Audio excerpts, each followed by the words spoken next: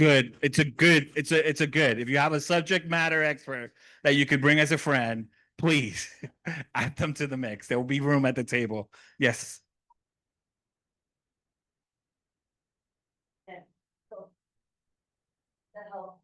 I know in October, we're trying to do, so CTE, Current Technical Education Advisory Board, are kind of set up to do that, and in October, we're setting up regional one.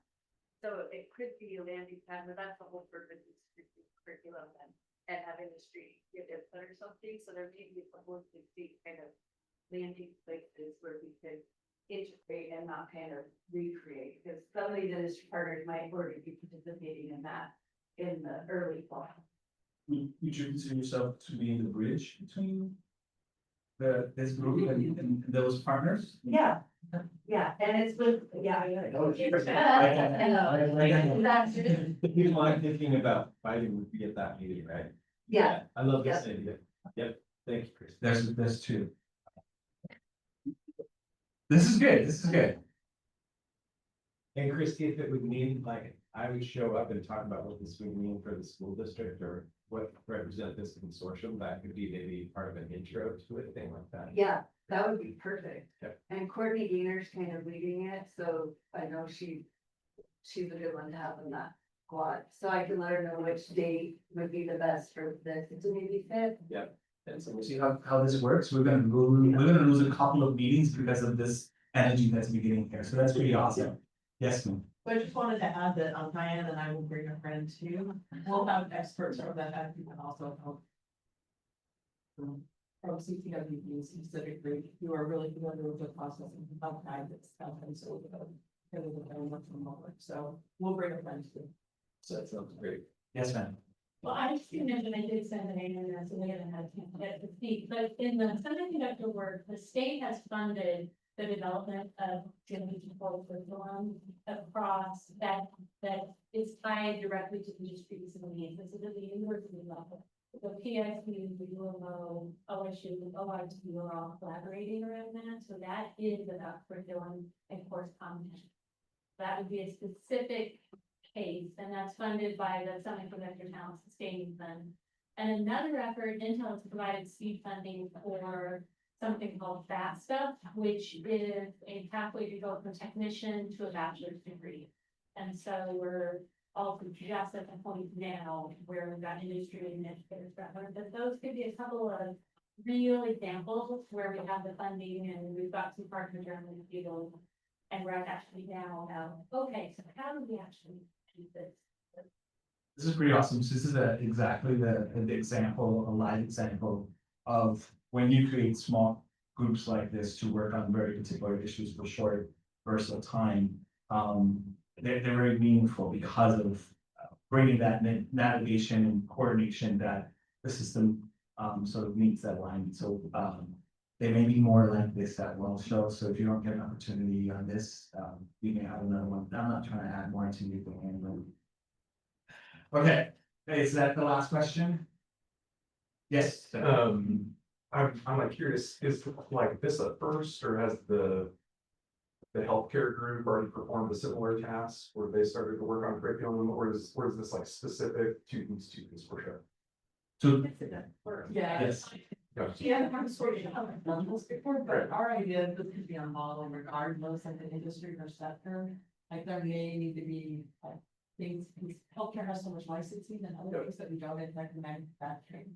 But this could be a template that we can use for other industries or other sectors.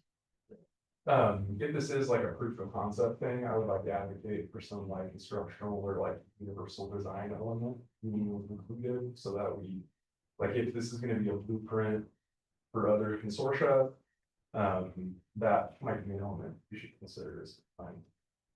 Would you consider? Like, would you consider shooting an email with a couple of points on what a structure like that would look like? Yep. That's up to you. If you're not gonna raise your hand to be in it, you already done it. You got it? Okay. Okay. I don't know why I'm out here negotiating. Getting everybody to participate. Awesome. Okay. Anything else? Okay. So we're gonna jump into the food and beverage overview. So it's a pleasure to introduce Dave Dillon, past president of Food Northwest. He will give an overview of the industry, challenges and needs from the president of the Food Northwest. Sir. All right. All right, good morning. Good morning. We'll set up camp here. So happy to share the story of what I think of as a pretty low visibility for most Oregonians, but very high impact part of our economy. When I went to work for Food Northwest, I lived in Tualatin, and I had no idea before taking that job that there were 3 food manufacturers within about 1.5 miles of my house. Would have never known they were there. And I think that's true. You probably drove by to know where everybody came from this morning, but you certainly have driven past some of those facilities. Some are very large, some are very small, and many of them are very anonymous and hard to see. So that's beginning perspective. And at the top line, economic impact type numbers that you would expect to see about any sector. For economic activity, food and beverage is about $18 billion a year in Oregon. About 49,000 direct jobs and another 72,000 indirect jobs.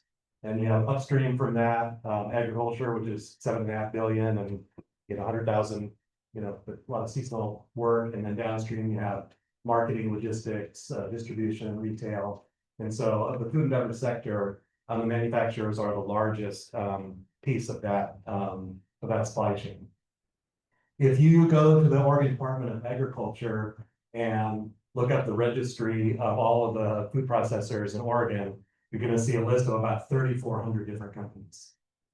There's a big asterisk by that because processing, there's a legal definition, and it means sort of changing the form of the food. So if you have an apple orchard and you run apples through, a wash before they get packed, that's not processing, that's preparation. You didn't change the form. If you do anything else to them, that's going to be processing. So if you think about like chain grocery stores or larger grocery stores, if they have a deli section, if they have a bakery, those kinds of things, each one of those individual store locations is listed as a processor in that registry. So that's how you get to such a gigantic number, 3,400. If you look at the companies that you think about, like, okay, here's a, light industrial or, more manufacturing kind of setting that's separate from retail, you're down to more like 980 approximately. So still a significant number, but much less than that kind of top line number. Food processors are a major contributor to state revenue and their individual local communities through local taxes. So you can see there. I think notably for kind of a lot of the conversations that we have, food manufacturing is the second largest employer among manufacturers, second to semiconductors. And next to wood products, it's the only sector that's present in all 36 Oregon counties. So you have places, here, Albany, Portland. There's a lot of food manufacturing, but it's also present in our rural communities and even our smallest communities as well. And that's a distinguishing feature because that's not true of a lot of sectors. Move on to, thank you. So I'm going to take a side trip on 2 of these. So why do we have a robust food manufacturing sector in Oregon? So what are the needs? Just generically, what do we need to have successful food manufacturing? So one, you need access to ingredients. In a few slides, I'm going to talk a little bit more about the agricultural diversity and ag production that underpins all of what I'm going to talk about. It's a necessary piece of all that I'm going to talk about. If you'll indulge me, I would like to take a little bit of a side trip. We talked a little bit more about affordability later, but I do want to just take a moment in terms of, this is raw ingredients, it really should be probably more supply chain.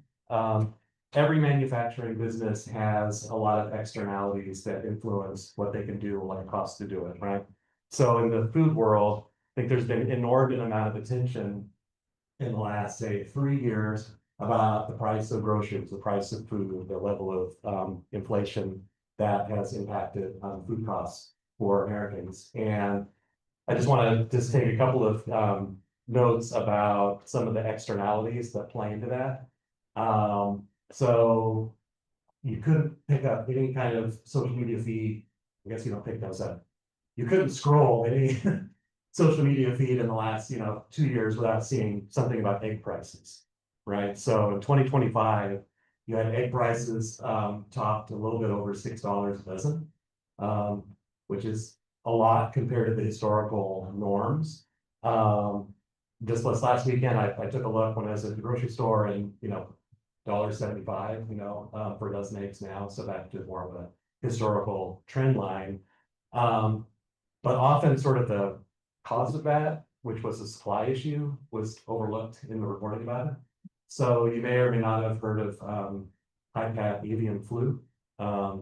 Huge impact on actually more than just poultry and egg production.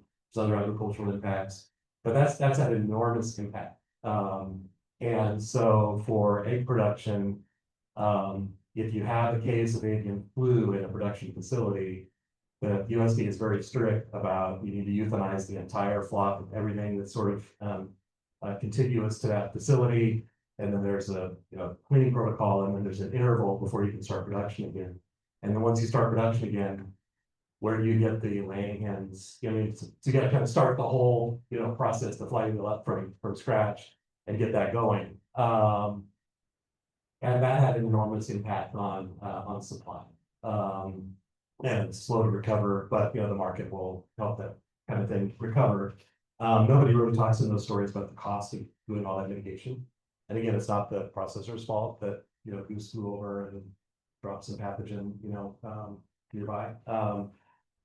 But there are a lot of examples like that. So cocoa prices, 2022, they were about $3,000 a metric ton. In 2024, they shot up to 12,000. So I don't know if you follow this stuff, but world, again, the supply issue, worldwide demand was higher. So I was not meeting that. And so you got a 4x, increase in ingredient for a lot of products.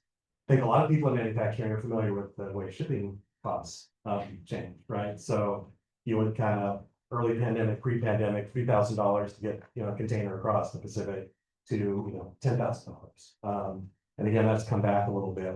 But somewhere in that grocery cost, these costs have to be accounted for, and the business need to remain viable. And just again, it's a little bit of a side note from local supply. Globalization is really present in the food world. As much as I'm going to be proud of all of the egg production we have here and the local sourcing of great high quality ingredients, globalization is a huge factor within the food sector. So one example, I was on a panel with Trey Winthrop from Bob's Red Mill, great Oregon grown brand. So Bob's Red Mill sells product into 65 different countries. They buy ingredients from 31 different countries. And so why is that? Well, I mean, there's all kinds of market forces that play into that, but look at something like quinoa. Okay, quinoa only grows over like 12,000 feet in elevation. There aren't a lot of arable places in the US at 0, where you have anything over 12,000 feet of elevation, you just literally can't grow. So tapioca, cocoa, I mean, there's all kinds of coffee, there's all kinds of things where you don't have a meaningful ability to supply those things locally. And other things you might not think about, if you buy a canned good, we have marketplace factors and we have factors like tariffs around steel. Steel, used to make those cans. And when you buy a canned product off the shelf, about maybe up to a third of the price of that product is the can itself. So those swings, again, there's not a domestic alternative right now. There's heavy dependence on imports. And then the machinery that's used to manufacture a lot of food. Almost none of it is produced in the US. A lot of it is from Italy and other parts of Europe. And so tariffs and those kinds of outside of market factors influence even just the basic equipment to do the work. This says clean energy. I would say any energy, but we want to have clean energy. But much like the story of Boeing and aluminum manufacturer being driven by affordable amount of energy in the region, food, same thing, very energy intensive activity. Think about almost any food processing, it involves either heating stuff up or cooling stuff down, and a lot of times both. Very, very energy intensive. So we think about electricity and hydropower, but for food manufacturing, about 70% of the energy that's used in the region, so Oregon, Idaho, Washington, to manufacture food is actually natural gas. I mean, we have a nearby local high quality source, we have infrastructure to deliver that energy, and it's a very efficient way to do those activities. So energy very important, and for a lot of reasons that there's pressure around energy. Market access, I think is the most obvious of all of them. Anybody who manufactures, we have river, rail, airports, highway system, Pacific Ocean. I mean, we have great market access. And then on skilled labor, I'm gonna just put a pin because we got some slides from the employment department that dig into this a little bit more. So I'm gonna set that one aside for the moment. And then one again may or may not be prominent in your thinking, but what I would call the social license. So what's the regulatory and tax environment that you operate in? What's the public level of support for the work that you're doing? I wouldn't want to be a data center person right now, for example. So it's an example of how that's turning from kind of hot public sentiment into, sort of city by city and jurisdiction by jurisdiction limitation. You can't, even though we're in a semi-free market kind of world here, there is a social license. There are parameters in which you have to operate. So it'll be a little bit more on that later. So we have 3 slides here from the Oregon Employment Department. So for the workforce issues that I mentioned, over the last 4 years, employment in the food sector in Oregon has declined about 6%, or nationally it's increased about 6%. So we're trending, contra trending there in not a good way. And as you can see, looking forward here, the projection looking out, pretty in line with other manufacturing expectations for Oregon, but trailing the national figure significantly. And so you can kind of see the comparative there of some of those, some of that code detail. Then we can go to the next one, please. And talk about education to start off today. So for food manufacturing, about 15% of the jobs in these companies require post-secondary education. And as you can see here, this is a breakdown of some of the requirements. One of the things that happens though for food manufacturing, I think probably almost all manufacturing, is it's not always degrees, right? It's a lot of trades and certificates and other kinds of educational attainment that are not degrees. And so you can see a breakdown there. And then we have one more from the employment department where it talks about who actually has those levels of education. And so it might be, okay, can you click one more time? I think there's some, no, okay, go back. Sorry, mine, it breaks down and shows, so yeah, 46% has of the workforce actually now has post-secondary education of some form. So that's a little bit of other manufacturing sector jobs. Okay, so I will do this quickly, and this is a little bit of a personal indulgence. So Oregon has incredible agriculture, right? We have 240 something different commodities grown or raised here. If you go some places elsewhere in the country and you have 100 farmers in the room, you say, who grows soybeans, hogs, and corn? You like every hand's gonna go up, right? If you ask any group of 100 farmers in Oregon, what do you grow? You're gonna get 5 of these, 10 of those, 12 of these, it's very broken up. Why do we have that? For this part of the state, we're right in the southern part of the Willamette Valley, and you didn't expect to have some glacial ice age information given to you today. But if you don't know about this, it's fascinating. There is a place called Glacial Lake, Missoula, sort of just east of northern Idaho. So there's a place called Cabinet Gorge that's near Monterey, northern Idaho. There was a lake there that was held up by a glacial dam that held as much fresh water as Lake Erie and Lake Ontario combined. And between 10 and 20,000 years ago, that dam broke or receded and built back up several times. And so there was this gigantic, like 60-mile-an-hour wash of water that just emptied through eastern Washington, down the gorge. And there's so much water, it couldn't just flow out to the sea.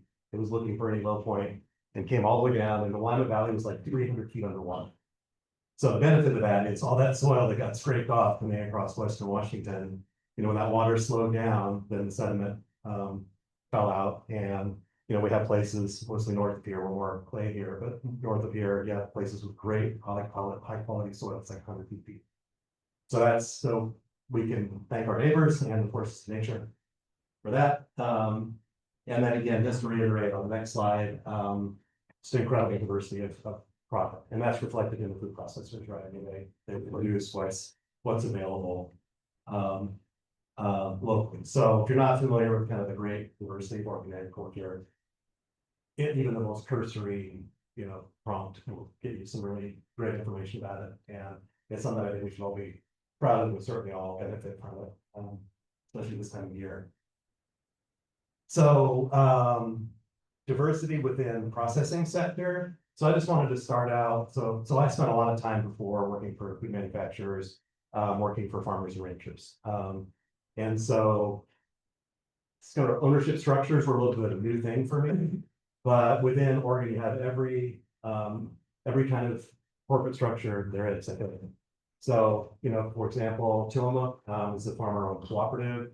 Land Weston, which started in the town of Weston. I don't know if anybody can even point to Weston or been there.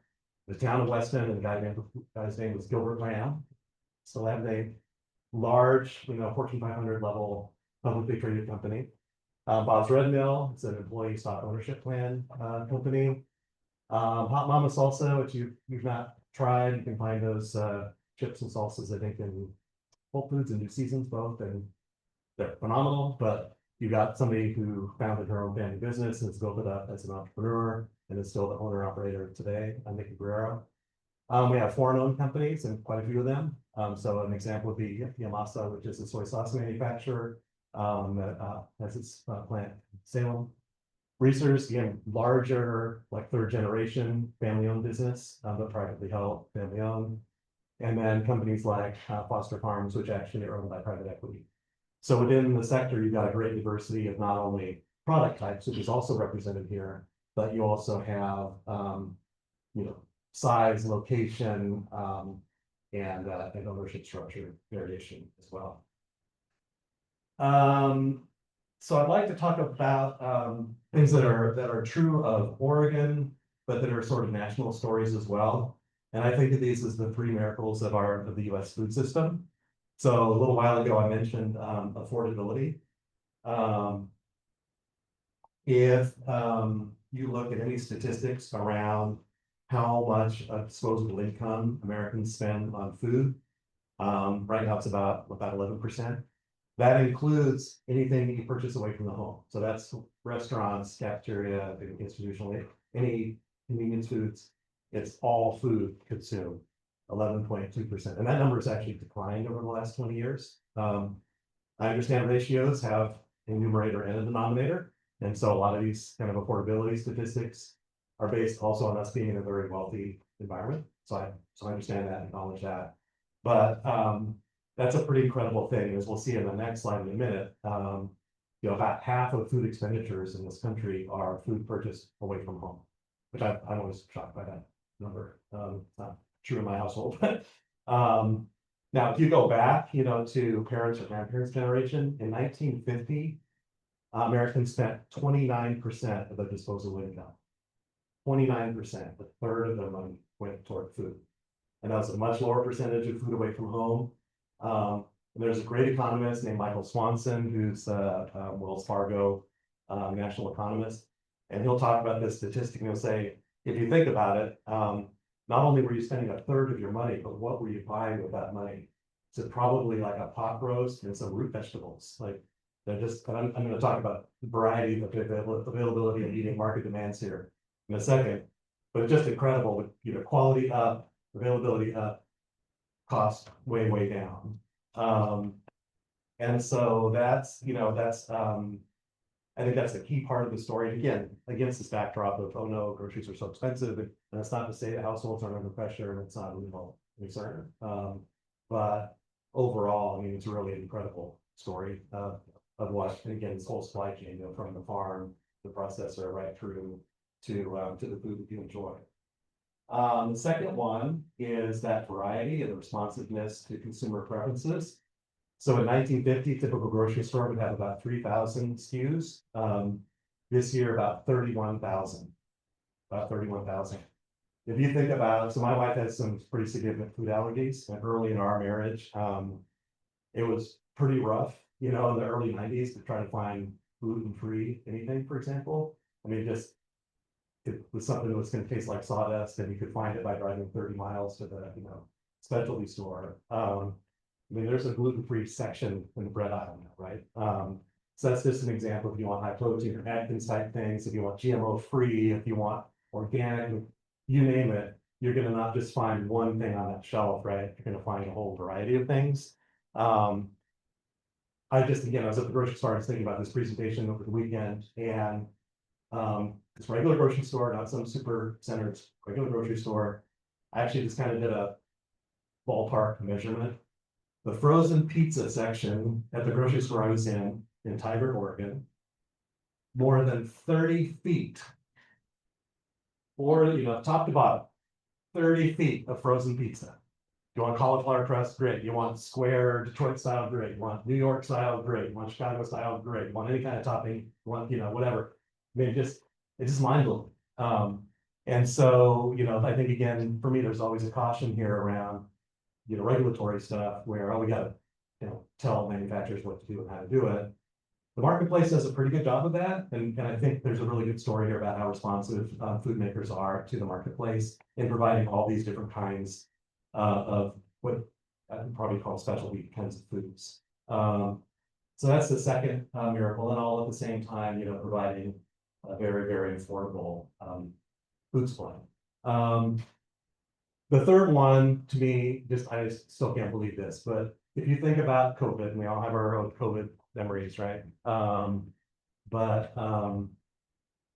day in March in 2020, you could go to any restaurant, you could go to your school cafeteria, you go to the deli, the hospital, whatever. Again, half of the American dollars going toward food were being spent that way, right? Boom, within a day or two, and all of that's closed. So suddenly everything's got to shift back to retail level. I had a conversation with a reporter from San Francisco at that time, and she couldn't fathom how it was that there was any difference between a food manufacturer producing food for Cisco, or for McDonald's or whatever, right, versus a grocery store, retail product. So, well, for one, I mean, there's legal labeling requirements. Two, most people don't have room in their fridge for 50 pounds of, frozen peas, nor probably the willingness or the ability to lift that. The store doesn't have the room to display, all the things that had to happen, right? What do we all remember, right? Toilet paper, couldn't find toilet paper. Toilet paper wiped out. Oh, that was a terrible. Sorry, that was unintentional. It's all unintentional. But food, I mean, there's some times when things got a little dicey, right? But I mean, it was pretty quick that those food shelves, were repopulated, and those companies made that adjustment to 50% of food being consumed out of the home or purchased out of the home to 0. And interestingly, canned foods has been sort of out of vogue for quite a while, and the trends are not great. When COVID hit, canned food suddenly was pretty attractive again. So if I can buy something, it's just going to last however long you need it. That's pretty good. So just a reminder that we kind of depend on a food supply that in a way that we don't have to worry about that usually, but when we did, the products were good.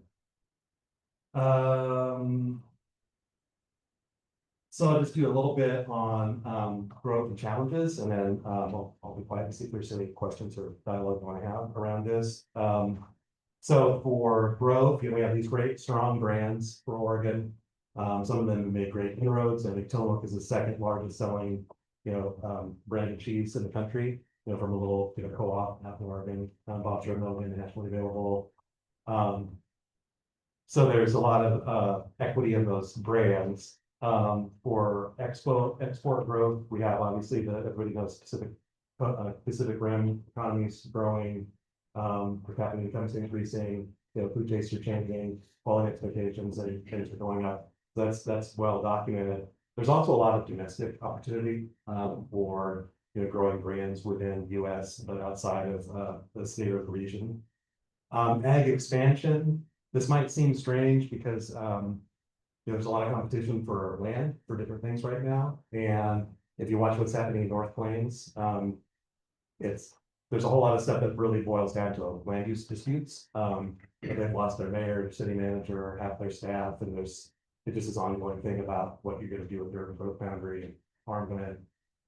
So growth in agriculture not gonna come from additional acres, probably, right? So what you can do though is you can do things like irrigate. So as from the Umatilla Basin, if you have dry land ground in the Umatilla Basin, your expected income from that's going to be probably no more than $3,000 an acre. If you're able to irrigate that same land and grow a higher quality, higher value crop, you're going to be more in the $8,000 to $10,000 of value. So like think of like onions or potatoes, things like that. So there is opportunity there to have just those raw products increase and improve. Tech adoption, I think that's very present in all of our minds here and in our regular lives. There's a lot of efficiency things that are available there that are just the beginning of being adopted. And then entrepreneurship. So for Oregon, that's a challenge and an opportunity. Oregon has higher level of entrepreneurial activity in the food space, but lower level of success than the national average in taking those entrepreneurial startup size companies and growing them into more sustained mid-size and larger companies. Last one here is the challenges. I should have just put a whole slide just with the word energy across because we've all know that grid pressure, all the emphasis on electrification, all the de-emphasis on natural gas, and the competition for the energy that's available. So whether it's data centers or plugging in your car home, all those kinds of things, capacity for our grid is not adequate to meet demands for any of it, and certainly not all of it. And so with an energy intensive business like food making, that's a huge kind of overlay over all of this. Social license I mentioned. So you have policies around taxes, labor, environmental policies, carbon related regulation, all those things impact, again, largely because of the energy use of food companies. That's an ongoing and huge pressure. And we've already seen kind of out-migration to some food companies. They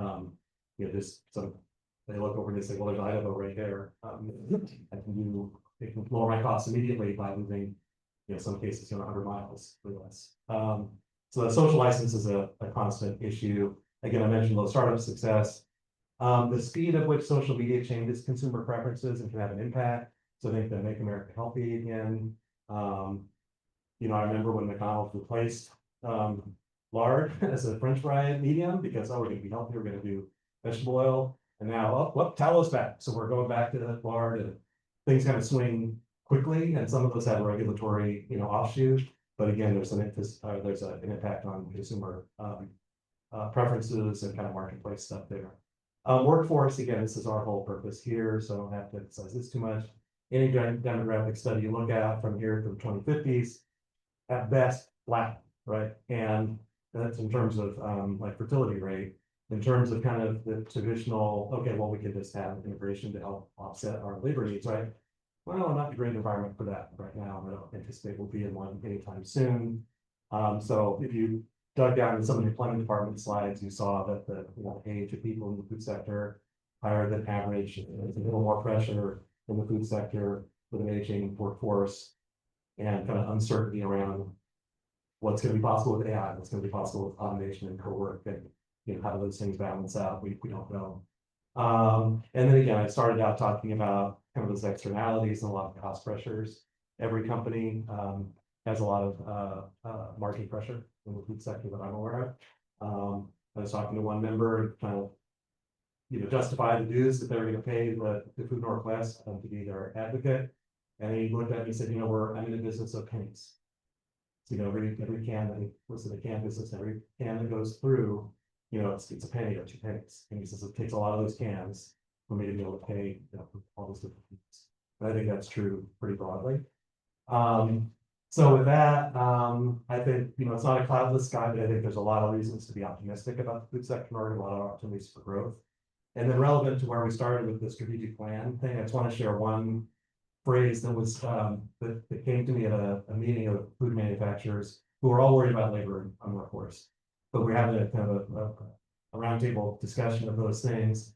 And the person put up his hand and he said, well, so we need to change our mental framework because we're living in a world where knowledge is virtually free and virtually unlimited.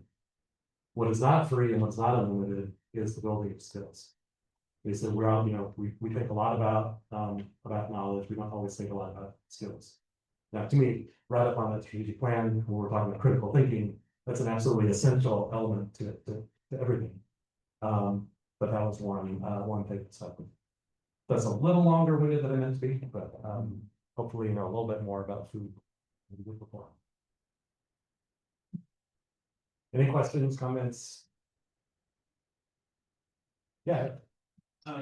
First of all, I'm glad that you were on the agenda, and glad we're spending some time talking about food and beverage. And if those of you who don't know, we must have about one organization at the Valley, so I think we're arguing one that you that agree.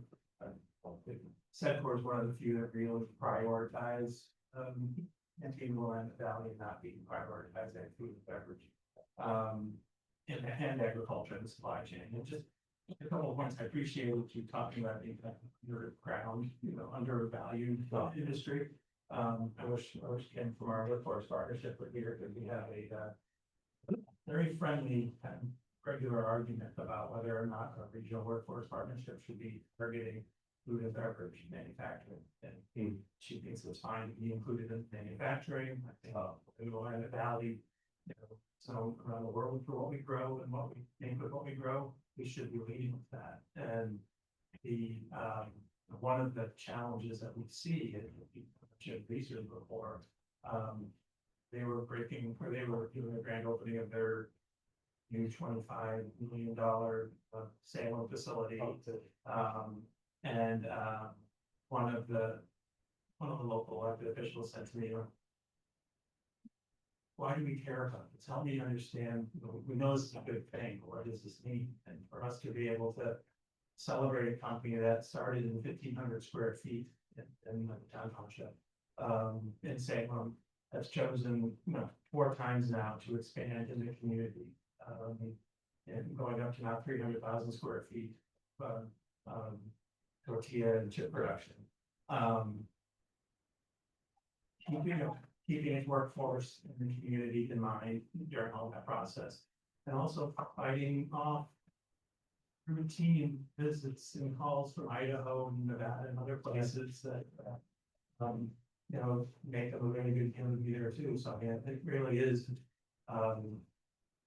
we're tedious at Sedcor because we talk about what we make all the time to people, what they care about. But you mentioned Yamasa, but no, it's a 500-year-old company, our biggest brewery, Salem. But the fact that they're now producing for Sege, the Korean we manufacture, you know, the supply chain there, being able to connect them, and they're making special kind of soy sauce that Shinsegae uses in their products that are sold at Trader Joe's and, you know, Kroger. No, I think it's just, there's so much opportunity, and I think we do pay a little attention to it. And when you look at one of the challenges around workforce, it is going into a business, Shinsegae or Yamasa is a good example of automation, you know, recently adding automation to their bottling plant, and where they used to have a room full of people, and not just a couple, you know, working on computers and figure out how to do changeovers.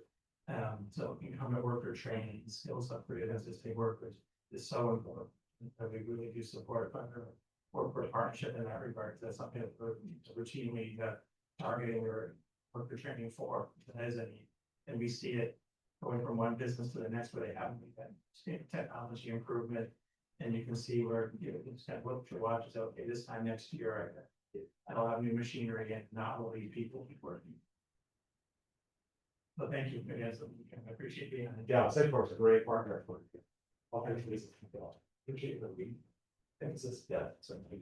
So you mentioned, tallow. Yeah. And, if you look at Peavy and 50, they're to produce fat. I mean, the ammunition were made from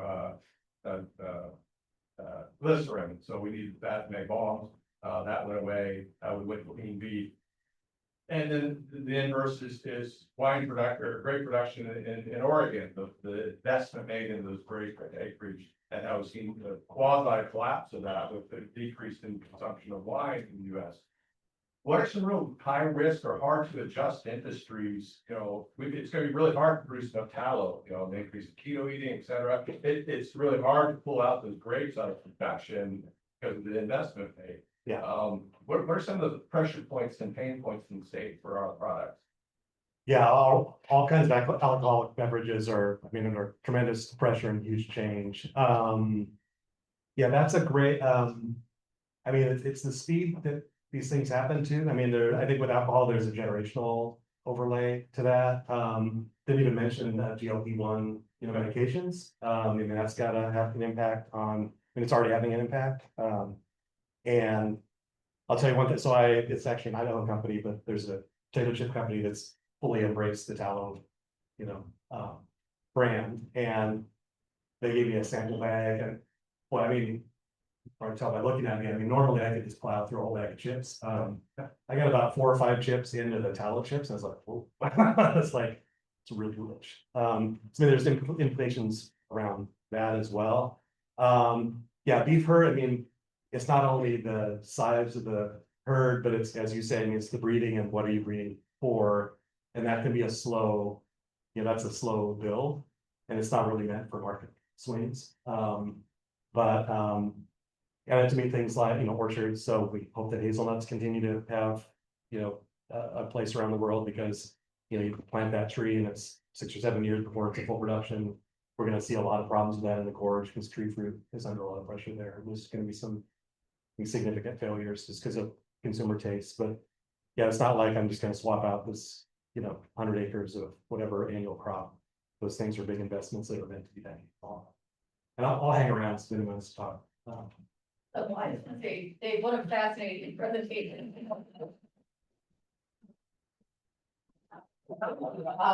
Wow, I mean, I know I have so many questions and learned so much from that, so thank you. So to keep things moving along, I'd love to introduce now Hannah Brown from the Port of Morrow, and she's going to share some insights. Okay. I don't think so. I think have my slides. I just want to look at, I'm sorry, to do with my back to you. Well, I could geek out when talking about food manufacturing all day because we do it. It's such a huge part of what we do in Morrow County. And one of the best parts about my job is I am our tour guide. So if you come out to Boardman, you want to take a tour of all of our manufacturing plants and what we do. I can rattle your brain with a bunch of random statistics, and I am going to share a little bit about that with you through this. You just click and I tell you, like, okay, you read my mind. Sorry. Move on. All right, so I'm going to talk a little bit about our high school internship program.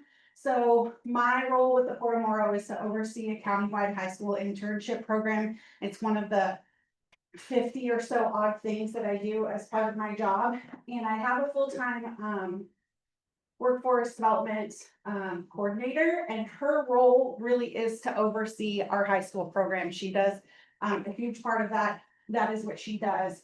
So I'm usually giving this talk to other teachers and things like that. So there's objectives here that I'm probably not going to bore you with.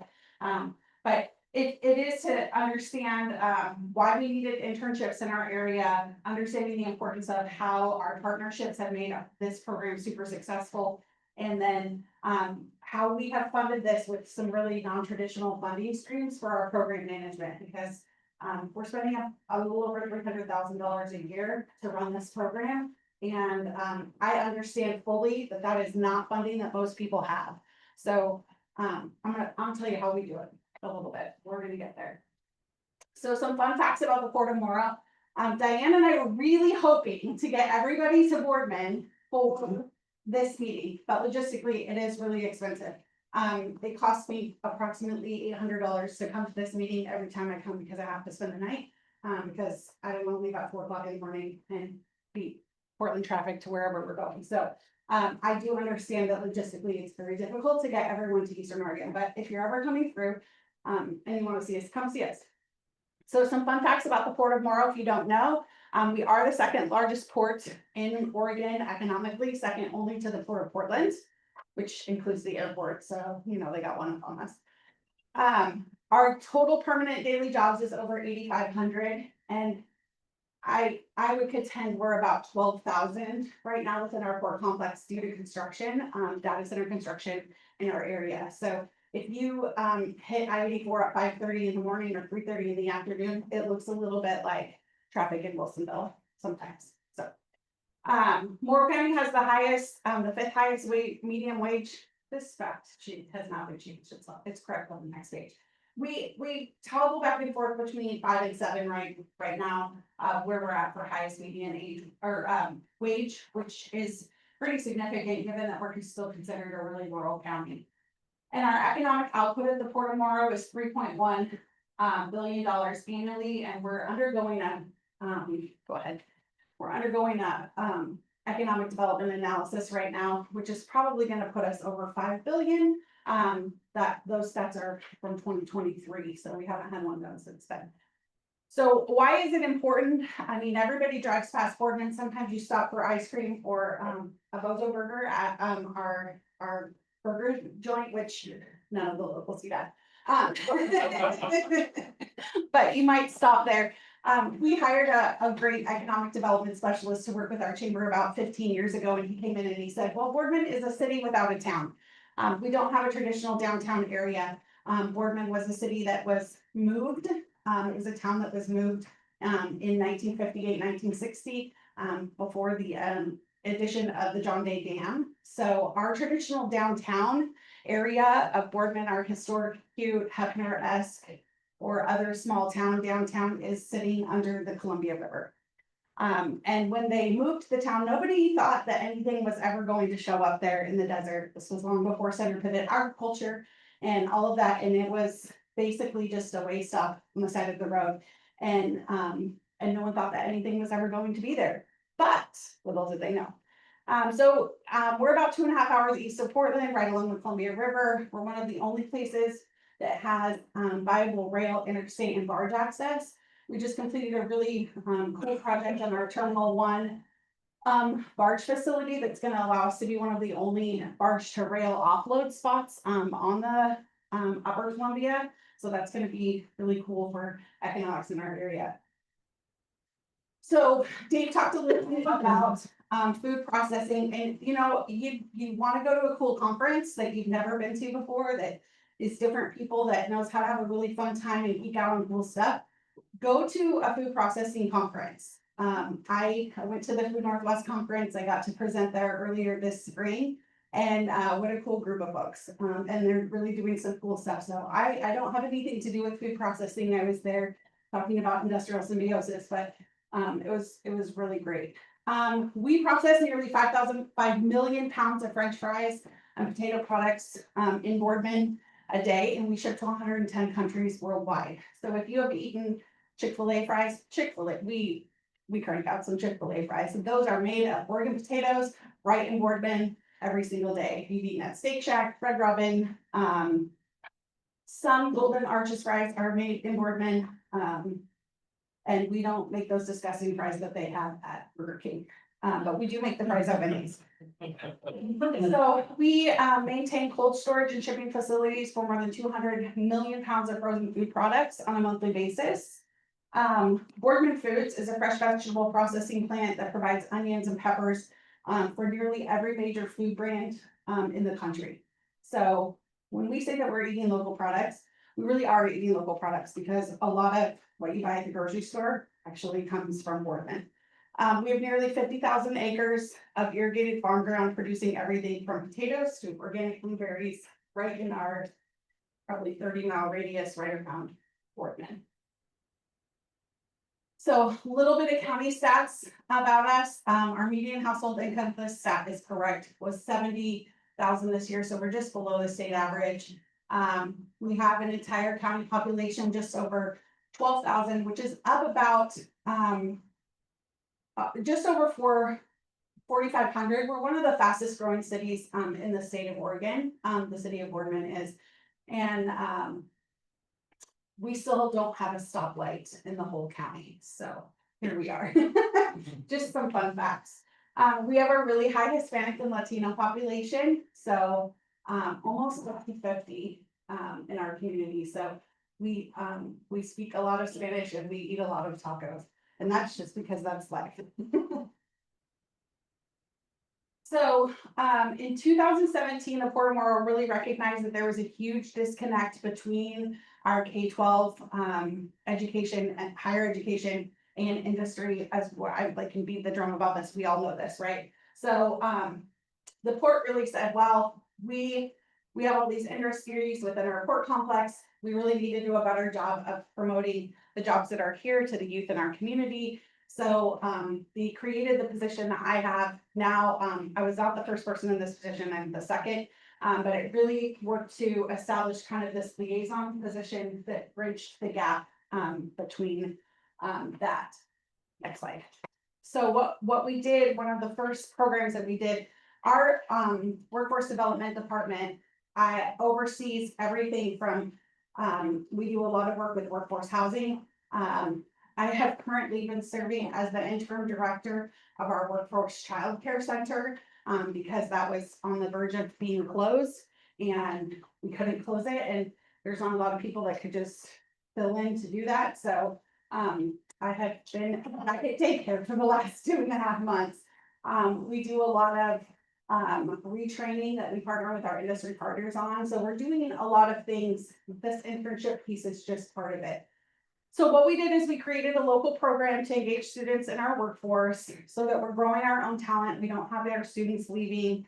We're engaging students in opportunities for highly skilled, high need jobs that become long-term careers, and train students in resume writing, cover letters, and how to interview.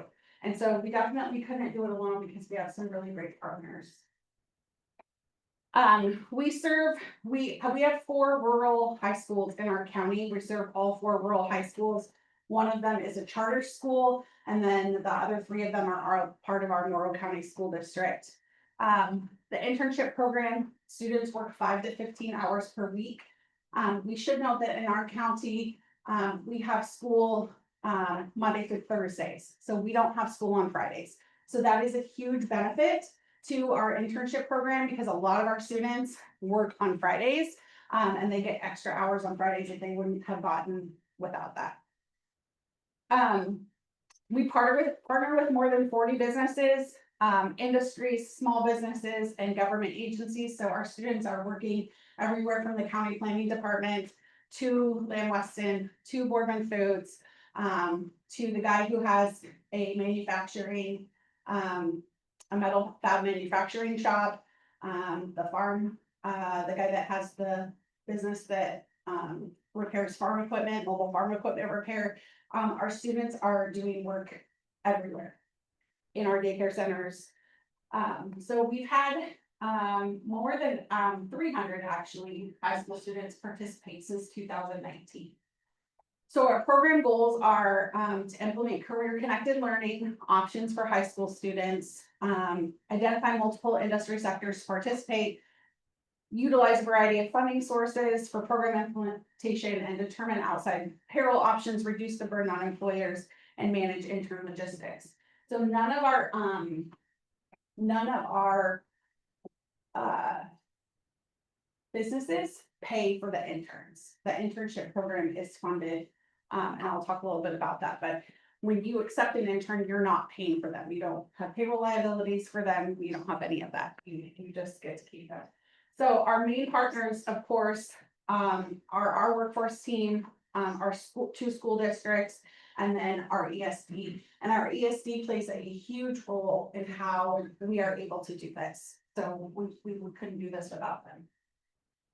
This kind of breaks down, this next slide, it's a lot. It kind of breaks down how we do all of this. So our department does all of the sharing of the jobs and the positions on our websites. Students apply through our website for the positions. About every year in January, we send a survey out to all of our employers and have them re-register, so to speak, for the program. They do update information on who's going to oversee the students, update position descriptions. Every job has a position description, just as if you were being hired by a regular business. We update those every year. The businesses come to us and they tweak it and they say, well, we would like to have a position that does this year, or what would you think if we made an internship that did this? It's an incredible program. So we do in the spring every year, students apply, we go through a hiring process, and then we'll do an onboarding process later this month before school starts. So they'll come and do a 2-day onboarding with us on what it means to have a job. Most of our students are high school juniors and seniors. All of them are, actually, they have to be over 16. And if you've ever had a high school student that's 16, 17, or 18 work for you, it's a real trip. They don't know how to communicate. They don't know that they should communicate when they can't make it to work. Everything comes via a text message, and sometimes it's like, bro, I'm not going to be able to make it till 12:30 today. Well, we're trying to teach them that bro is not the appropriate way to address your boss, and that, you know, you're using punctuation and capitalization, even if you're communicating with your employer in a text message. So my assistant Stephanie is amazing at overseeing students. So we, the last 3 years, we've averaged 70 students a year. So if you've ever had an intern, people are always like, well, why is that a full-time job? Well, have you ever overseen 70 people? Have you ever managed 70 people? Have you ever managed 70 students? It's huge. It's constant. It's reminders about time cards. It's all of the things. Not ideally, we still use a paper time card system, just because logistically it has to be signed by their employer, has to be signed by their school counselor or principal, because they're leaving school oftentimes on early release periods to work their internship and come back. And so we have to have everybody on the same page monitoring why Joe left school and not worry about where he's at. Our ESD partner manages all of our payroll services. So they manage the payroll. We submit a spreadsheet with all of the time for the students every single month. And then once a month, the students get paid for their work. And the ESD is our tremendous partner in doing that. So they also get 70 extra employees every year that have never done direct deposit, that don't know how to cash a paycheck, that all of the things. So this is just a snapshot of some of our industry partners. We have students working in healthcare, childcare, for the Forest Service, at the bank, the fire department. There's so many other places. We have students interning with the county. So this is just a pretty good snapshot of where they're going and what they're doing all across the county. So how do we pay for this? Because it's not cheap, right? It's been more than a decade ago. When the Port of Morrow started doing some additional development that was under enterprise zone tax abatements from the state under the enterprise zone funding. One of the things in our enterprise zone is those businesses kick back into this enterprise zone fund. And something that was really important to our community during that time when they were establishing this enterprise zone, and a SIP agreement with your counties is also very similar. So as you have these industrial partners coming in that are receiving tax breaks, but they still have to pay in lieu of taxes to these other organizations like your enterprise zone, the coolest thing that our county did, and the coolest thing that the port and the city of Boardman did, was to say, if they're not going to pay property taxes, this enterprise zone funding taxes in lieu of taxes is going to do good things in our community. And how can we make it do good things? So we went from a county 10, 15 years ago, having a minimal budget to being a county that now has 20+ data centers and some major industrial partner expansions with Lamb Weston, Boardman Foods expansion, all of that, which gave all of our businesses tax break incentives, which I know a lot of people, there's two sides to that coin. Everybody says, well, they should be paying their fair share of taxes. Well, they are paying in lieu of taxes in our community. And let me tell you a little bit about what we spend that money on. Part of some of our funding is for this. So we pay out approximately $220,000 a year in salary to our students. That salary is paying for our students to go to leadership development camp that they wouldn't have otherwise afforded. That salary is paying for our students to get to and from school in a really rural area where some students at the south end of the county are driving upwards of 30 miles to get to school. That salary is paying for a bunch of students who are just saving that money to go to college that they wouldn't otherwise not been able to do. It's paying for basketball shoes that they wouldn't have been able to afford. So it's really doing tremendous things. So that's what pays for this.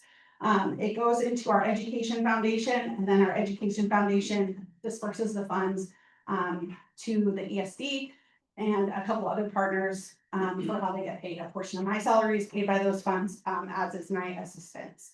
So it helps pay for that, and it helps maintain the commitment of education to our students without costing our businesses a lot of money. And I'm happy to talk more about that later. Some student requirements, they have to be eligible, on track to graduate, have reliable transportation, which because we live in a rural area, most of them do.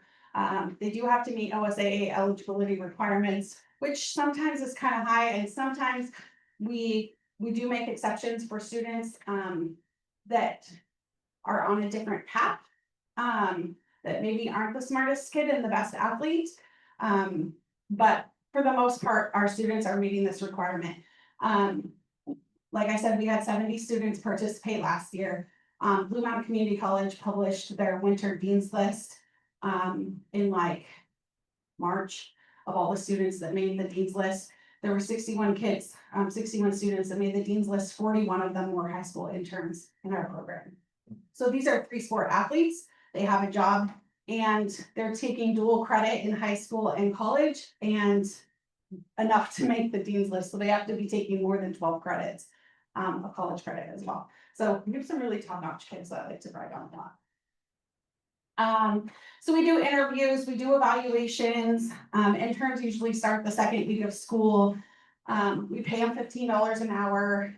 This year we're paying them $15.50 an hour so that they make more than minimum wage, so that they're a little bit more incentivized to work in our program than work at the gas station. So that's some of what we do. We do a bunch of different marketing, but at this point, our program has been so established for so many years. You can keep clicking through. Our program's been so well established for several years. Now it's not a mystery. Everybody knows that they're the spring of their sophomore year. It's like, oh, well, if I can fit it in my schedule, I'm gonna have an internship. And this year we had to turn students away. It was highly competitive. We had 106 students apply for 70 positions. Yeah, that's never happened before. And it was really, really hard, but it was also a good lesson. It's a good life lesson for them. Because then, you know, everybody who had better prepared documents and better, made time and was more prepared. And by better prepared, we go out to the schools every spring. We're not leaving students hanging. We go out and provide support to students to make sure that they're getting resumes done, cover letters done, and they're prepared for their interviews ahead of time. So they have a student employer handbook just as if they have a real job. So a little bit, we had 331 students participate since 2019. We have roughly 300 students graduating in our county every, in the whole county. I know Travis is rolling his eyes because he has 600 graduates per class or something, but we have 300 in our whole county every year. So a huge percentage of our juniors and seniors are participating in our program. We had 73 interns this last year for a total salary output of $222,800, and they worked a total number of 14,854 hours. So you can go to our website and watch a really cool video. We don't have a lot of time of that because I want to save time for. And I'm really upset because I did forget on here to put one of our, like, my favorite slides, and it was on a different one, but I'll just turn it here and you can kind of look. So our real stories to me are not, they're not our numbers. I wish I could share this with you guys. It's just a picture of 3 students. The real stories for what we do are not necessarily the numbers and the salaries and the participants, although everybody wants to know that for impact. For me, our real stories is this first student who came into our office this year. His name is Andrew. He came into our office in June to tell us thank you for giving him an internship for the past 2 years. He worked with our city public works department, not a kid on track. Like, college is not his thing. It's not what he wanted to do. Back when I was still teaching, he got kicked out of summer school for terrible behavior as a kindergartner, because his behavior was that awful.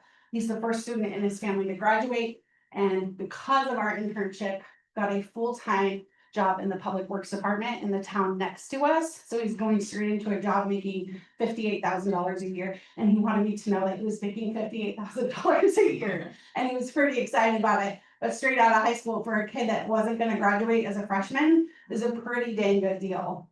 And then our student Evan in the middle, he interned with our city manager in the city of Oregon, which has led him on a path to become a political science major. And he works with several of our political groups. This is a farm kid who spent most of his time showing hogs at the county fair.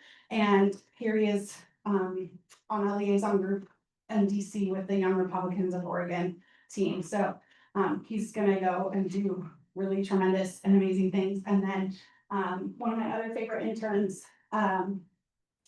she got a fancy job working, she's gonna come back, but we did lose her to work for Hewlett Packard in Texas right now. So that's just a few of our stories. Like, we are tracking our students.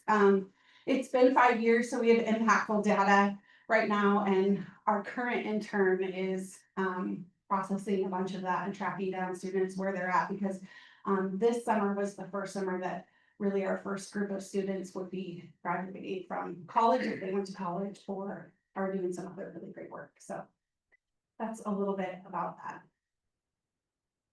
Any questions? Yeah. I have one that, and we can talk during break for a different time, but this is awesome. And we did a similar thing at the city of Hillsborough with the school district in ESD using enterprise zone funding. So what a cool model. You guys are investing more. So I took a note of that to go be like, let's up it up. I would be curious of how your students are interfacing with data centers. Yeah, so we have a huge chunk of students going. We don't have them doing internships with the data centers just because of the security and NDAs that they have to sign when they go to work, because it's such a highly secure facility, and they have to be over the age of 18 because of security. So when we do other school to work events, of course, Amazon's there playing a huge role with us on career sharing about careers and things like that. But unfortunately, they can't be a part of our internship program just because we don't have, because of the age requirements and the security. Yeah. The high school student, work and learn template, that's something you guys have on your website? Yes, and or you mean the employee handbook? I don't think that is on it. You know what, it may be, because all of our student documents are on there. Okay. So if you go to the Port of Morrow and then go to the workforce development page, and then it's under, there's a tab out to the high school internship program, and I do think it's on there. Part of our enterprise zone funding in Miller for 20 national years to set up a program like that. Mhm. So, yeah. Yeah, happy to talk to you about it, because we have worked through some, growing pains. Our first cohort started with 12 students during the pandemic. So it was not ideal, but we have managed. And I just wanted to add, the city of Gresham has actually recently approached microchip because they would like to reinvest their enterprise zone fees into an identical program. And so we really just kind of don't even know where to start. And so, you know, I connect with Amtech and you guys love to. Yeah, that would be great. Get that program. That would be great. Dave? So do you have numbers in terms of like improved retention of high school graduates in the community? Well, we have an astronomically high school graduation rate. Our high school graduation rate at all three of our high schools borders between 96 and 97%, which is considerably higher than the state average everywhere. So I can't say that it's having an impact on that necessarily because our high school grad rate is always so high, not But- high, but. I mean, high school graduates stay in the community versus. Oh, that's the study that we're working on right now. Yeah, I had to beg and plead a little bit because I do need a research specialist to come and do that. So our intern is doing all the prep work for that this summer, and then we'll probably contract with a researcher to come in and do that because I do not have time. Anything else? Yeah. Just want to thank you. I was far from rolling my eyes. Like, yeah, I mean, we were working on a totally different scale. What I think you're doing is super inspirational, and I was wondering, like how to scale it. I'm sitting talking to Adam, who's our Northwest Regional ASD partner, and we're trying to figure out like, how to make all the dots connect the way that you have.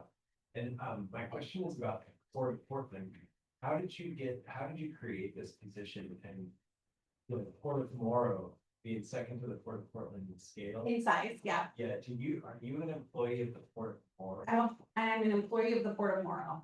Yeah, and our high school internship program is a very small part of my job. I'm also the liaison for our industrial symbiosis team, which that's a whole nother piece of manufacturing. Industrial symbiosis, if you're not familiar, is taking industrial waste from one business and utilizing it not as waste, but as fuel or starter for a different business. And so we have a lot of companies in the port that are already doing that. So I am our convener for the companies working on that. But Stephanie, my assistant, her full-time job really is to oversee this program. And your range is wide, like it's not just Boardman, it's bigger than. Well, so the Port District covers all of Morrow County. So our Port District covers all of Morrow County. It's not just a specific zone. We have 5 elected port commissioners and they come from across our whole county. Okay, thank you. Yeah. And I just wanted to give you your flowers a little bit. Like I sat through a lot of internship presentations that were centered around like single person doing really high quality work. And I think to myself, that person ever leaves this program. Right. You have built systems to sustain this and you would build a system that will live on. After you choose the lead, so I just wanted to compliment. Thank you. That's really well. The person before me was also amazing. And I was working for OSU Extension at the time that this position came about and she started. And I was working in college and career readiness for our 2-county area during that time. And so her and I did work very closely together on a lot of this from the beginning. I also taught in Boardman for 15 years. So these students and their families and their parents, Stephanie, my assistant, was one of my original students. So it's really cool to see how everybody is coming for a full circle. And now I'm back at daycare and I can't tell you how many kids at daycare are the children of my students. So that's been fun. That's happening to all of us. It's amazing. Oh, I'm still only 27. How many other children? Yes, very good. And I think it's so.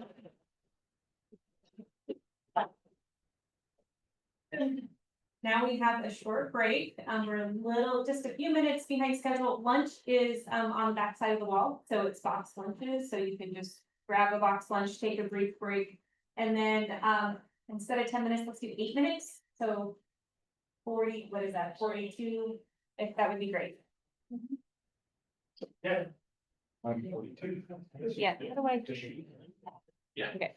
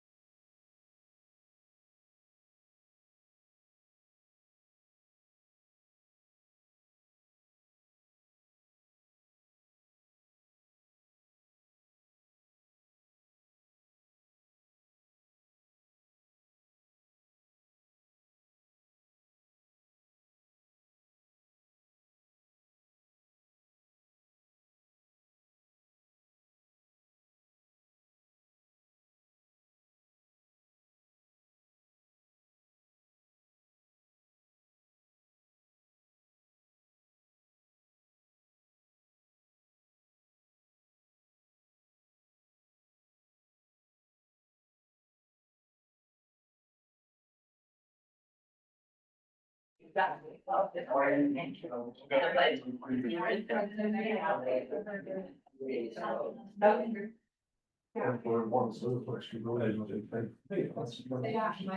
Okay, break's over.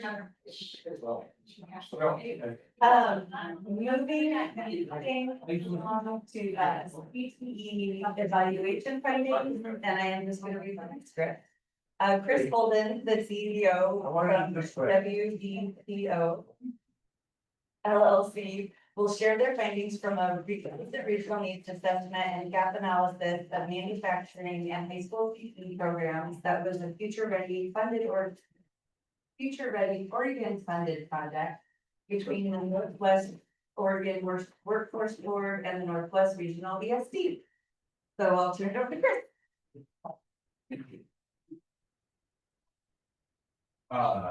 I'm really excited to be here. I'm gonna go. Yes. Yeah, Chris Holden, I'm gonna talk a little bit about who WBTO is, talk about the work that we do and how it's evolved.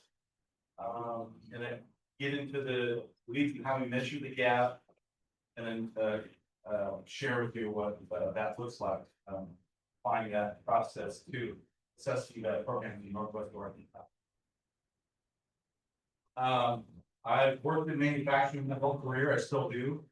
I was a pattern maker. I don't think I know what that is. That's about 15 years.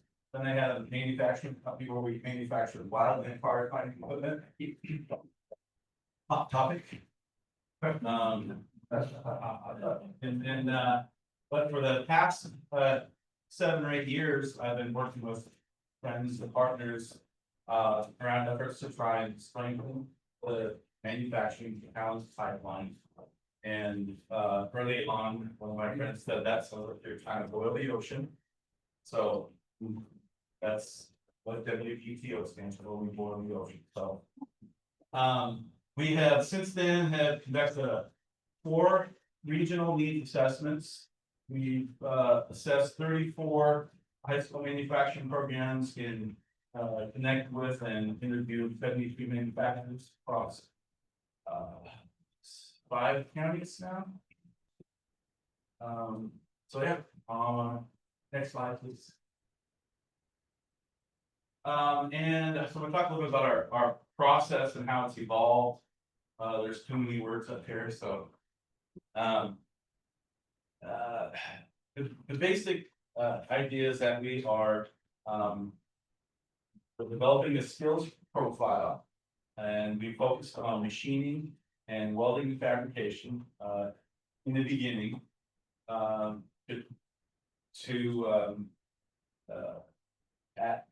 try and figure out like what skills and what skill levels our employers looking for in entry level positions.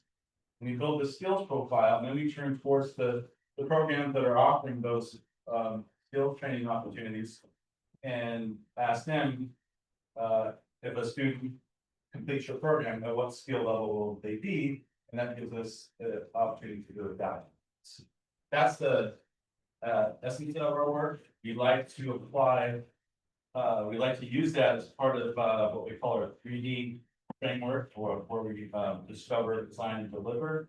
Meaning we discover what the gaps are, and then we be the stakeholders to try and work together to address those gaps, closing those gaps, and then and deliver that. So it's interesting because in some of the first assessments that we did, I naively thought that, well, once we show everyone where the gaps are, that we'll just address those gaps, but that requires funding and a number of stakeholders to collaborate and work together. So and that requires some professional facilitation to help do that. Also, there's a couple other things that need to be put on the table for stakeholders to work with, and I'll get into that in a second. Next, keep it down.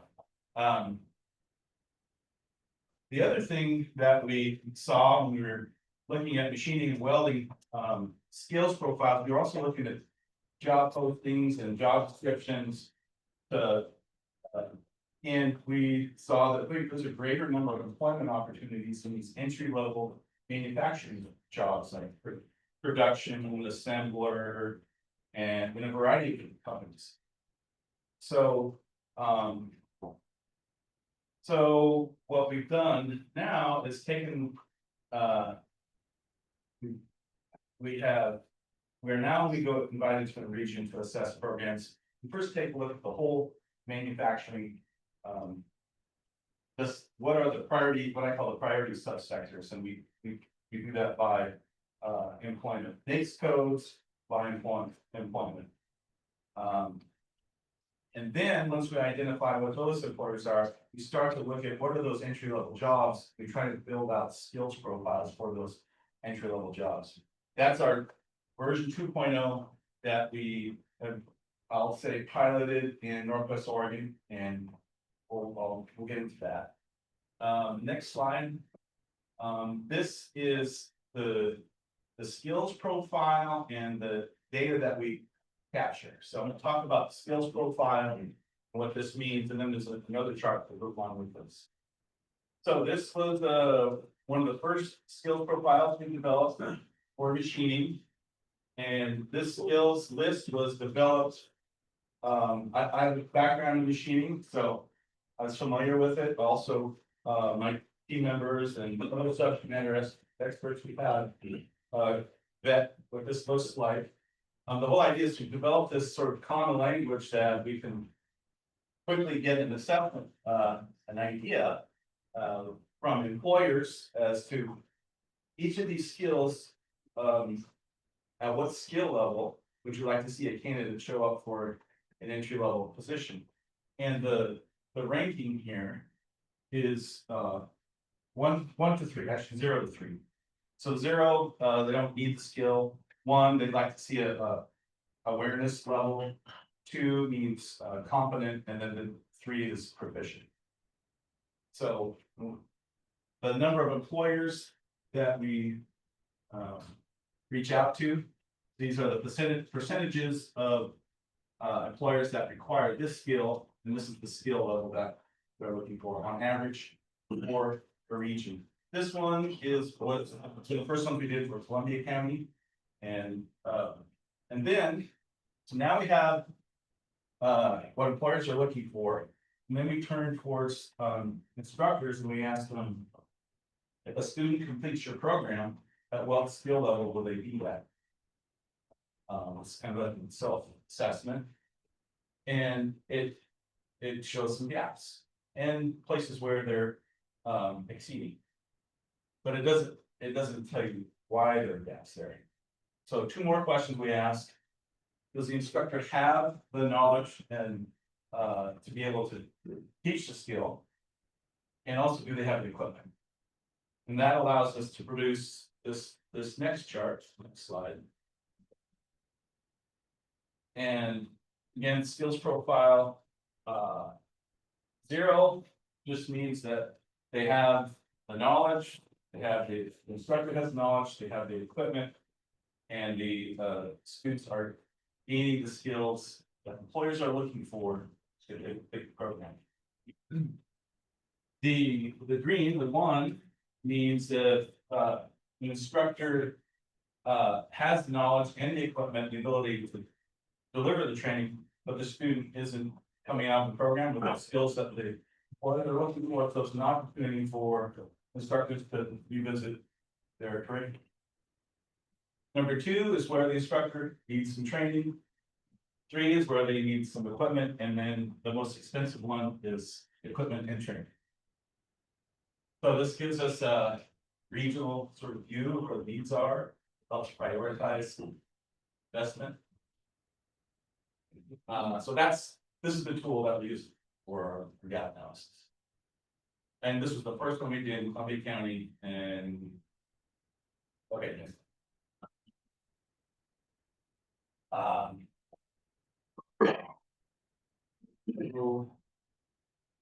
Basically, we've completed the assessment in,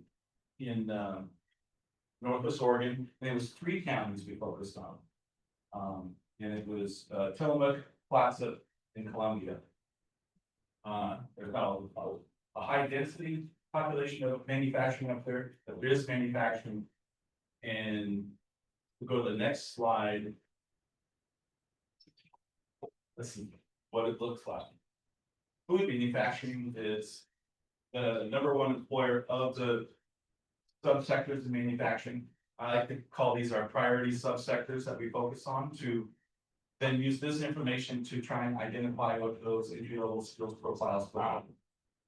And develop that measurement that we're looking for. And we go to the next slide. These were the skills profiles for Northwest Oregon project that we used.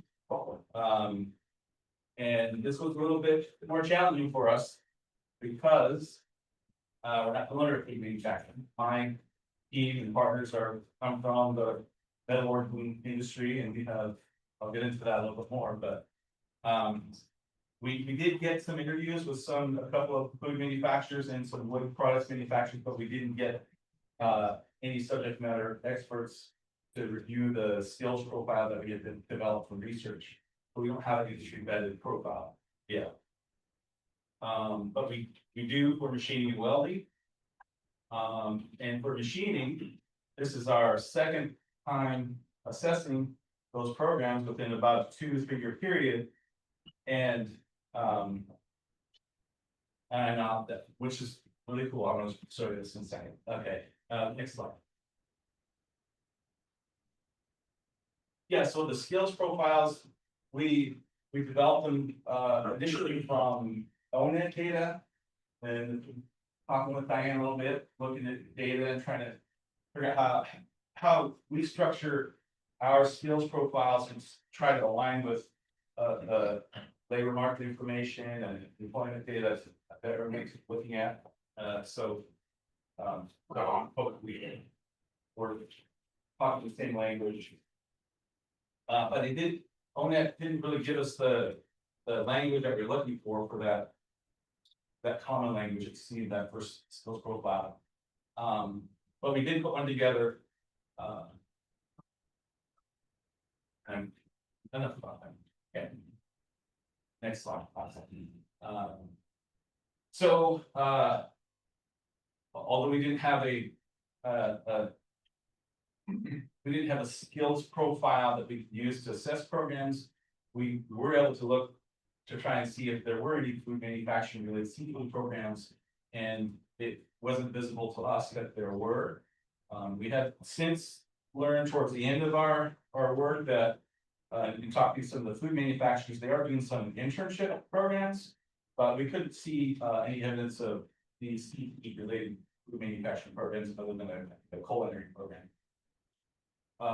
Wood products, there were several wood products manufacturing related CTE programs where students are involved in milling lumber, operating some heavy equipment. I think really cool to see. But again, we have a skills profile. So and then it was interesting to see how many welding programs there were in the region. And I'll leave it there. And then machining. This is interesting. Go to the next slide. So all those machining programs are located in Columbia County. This was we did get a welding assessment. I think this skills profile was only made up of 3 employers, but they were subject matter experts filling this out. These were the results. We didn't have the time and budget to do a full equipment inventory. But we didn't get that detailed second chart that I showed you in the beginning. But what we did get was we did have the conversation with the interviews with the instructors to ask them what their needs were, which we did produce some needs around equipment and training. Which I'll get to.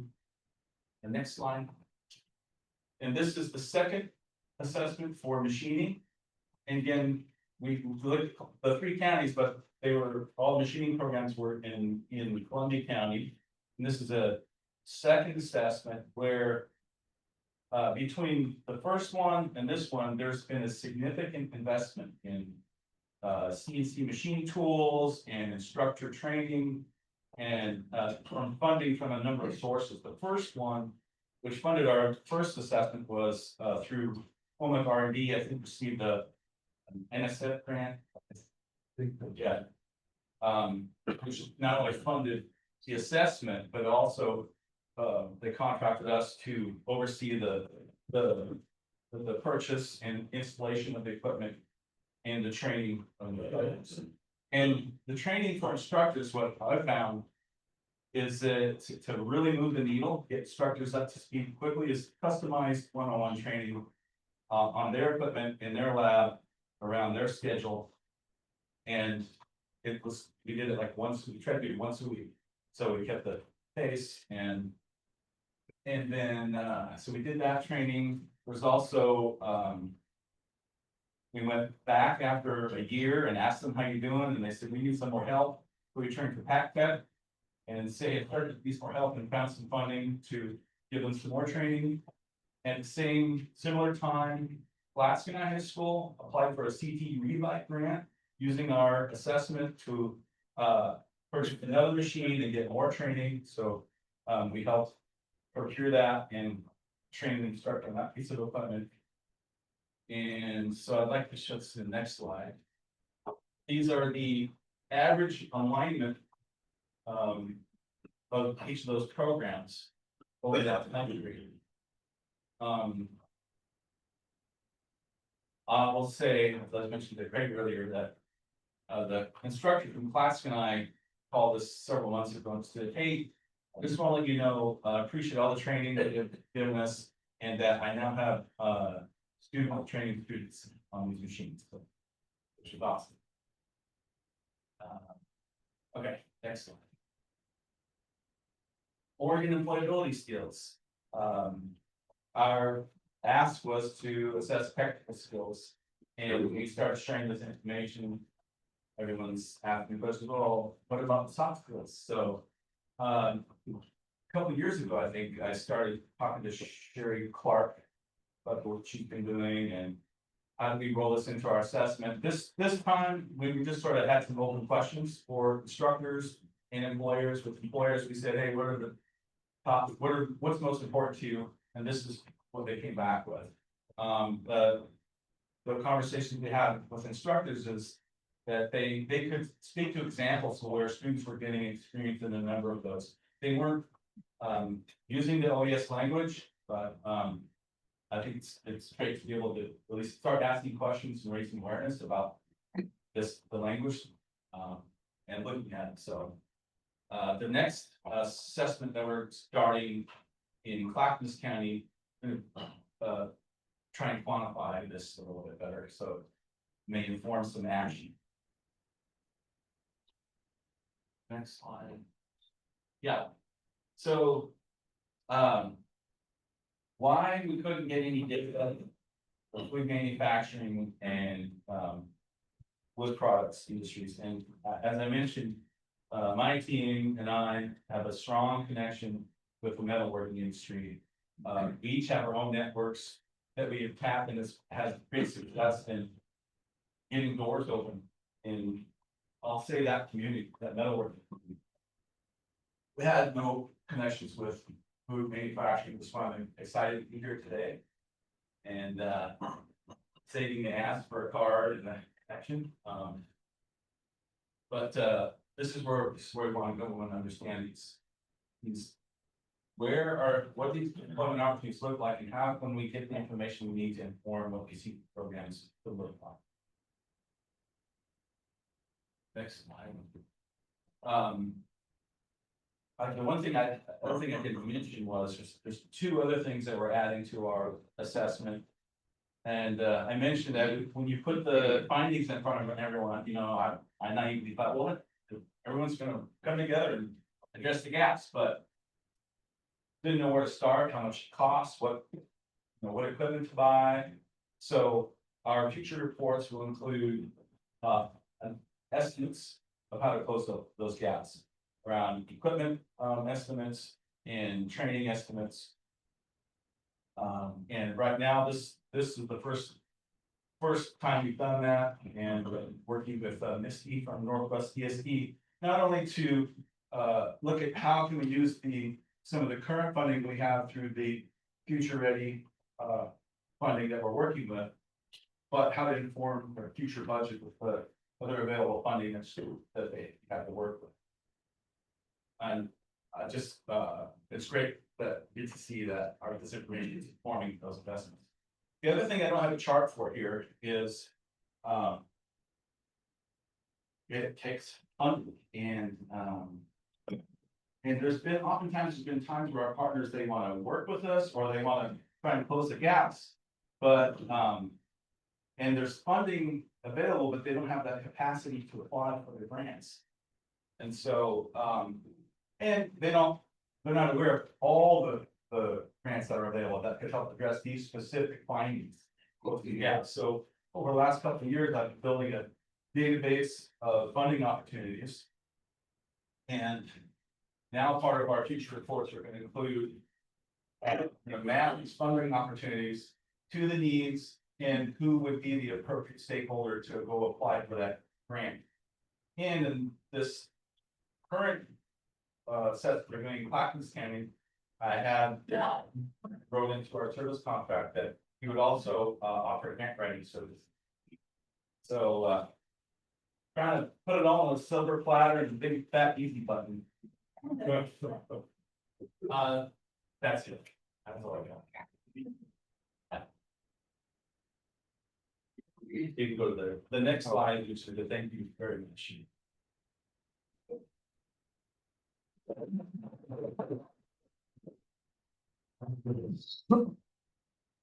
My question is your work around the gaps primarily informing community college CTE programs?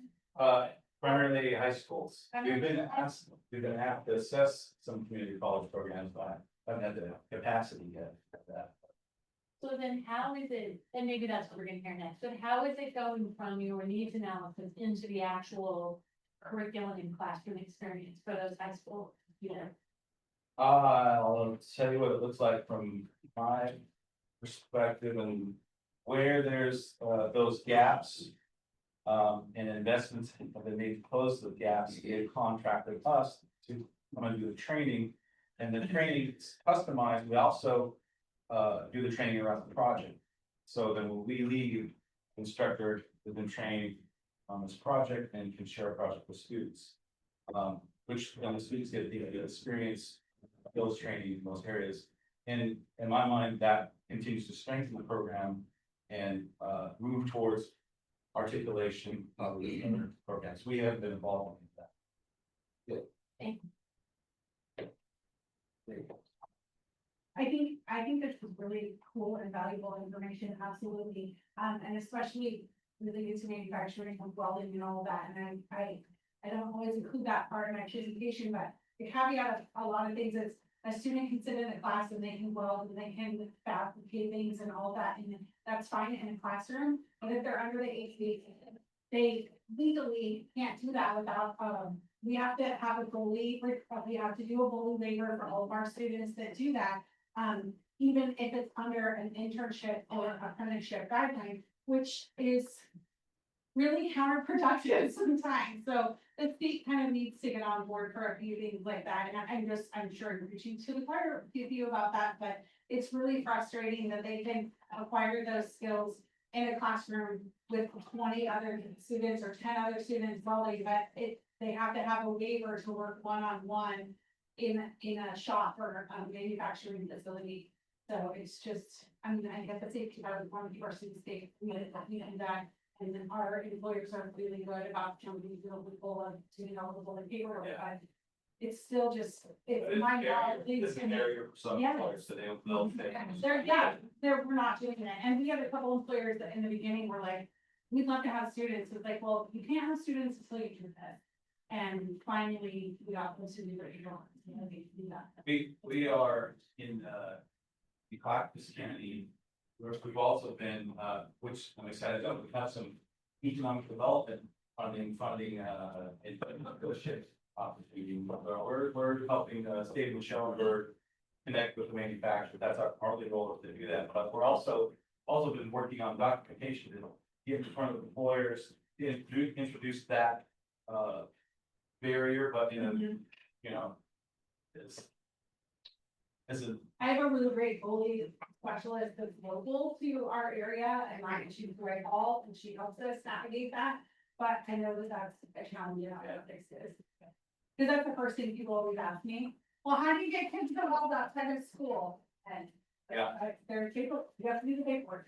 I think, I'm looking forward to, there are some employers who are doing it, so I'm looking for the opportunity to showcase them in front of other employers, so hopefully inspire others. Chris, I'm really glad that you presented on this today. I've got a lot of welding and fabrication shops in my region, and they're all dealing with workforce struggles. I've dragged Diane out to visit with a couple of them. And part of the business story I cover within state territory. Yeah, you can't turn over a rock in my area without finding that shop. And my question for you, you got this a little bit. We talked about national data and benchmarks on that. I want to know how you know that the instructors and the employers are speaking the same language. So when they say shop math, we're going to teach it at 11.4. Yeah, Does it mean the same thing to the employer that does the instructor? How do you know? How do you benchmark? we haven't had an employer or an instructor question it. So, my mind, they understand what they're looking at. Tested that, but what I can tell you is that we were very careful and thoughtful about how we built that. We could crosswalk it to, ODE state standards. It doesn't all crosswalk to other employability skills piece, which we're not having the assessment. We can crosswalk it to an instrument on the machine side, and we try to do that on the welding side as well. So as we look at trying to develop these other skills profiles, we'll be working with industry. We'll be looking at available credentials or standards, those roles to inform what that list looks like. Put it in front of the employers. And that's really how we vet it. It's like, we'll put this list together. We'll do some homework first. We'll put it in front of them. And the scores are kind of, like, you can speak for that. Is there an accepted credential for the fabrication use? Oh, yeah. I'm not the subject matter expert on welders, but. Yeah. I want time for one more question. Thanks. Kind of a comment too. Thank you for this presentation. I love the grid where you show the skills and then where we're plus or minus in the big boxes. One of the best things I think that got us moving forward in Hillsborough around youth apprenticeship was to acknowledge that the discrete skills, you can map them and crosswalk them. You use the word crosswalk just now. And I remember the day that we sat down with our high school manufacturing and engineering teachers and folks from Intel and Gyra and a couple other manufacturing folks from Cobra. And we just started to put down on a piece of paper, who needs this skill? Yeah. And then we divided it up between things that could be accomplished in a high school classroom and things that could be accomplished with on-the-job training. And that became our standard of apprenticeship. Yeah. And so we've been scared to think about the future and how fast moving the expectations are of kids and curriculum. How do we stay nimble? But if we get down to discrete skills, we can change those quickly. Yeah. And if we get employers and school folks to the same table, we can quickly find where we can give kids those skills. And it was interesting, the comment earlier today from Dave, like, we're living in an environment where we're knowledge rich, but skill development strained. I think that this type of work would really help us get teachers and industry leaders. How do we create an education system that just gets after discrete skills all the time? And that wouldn't necessarily be just isolated to manufacturing sector, but it could be all kinds of different. It's a different way of looking at education. And I guess it's a constantly authentic and updatable way of looking at it. So thank you for creating that.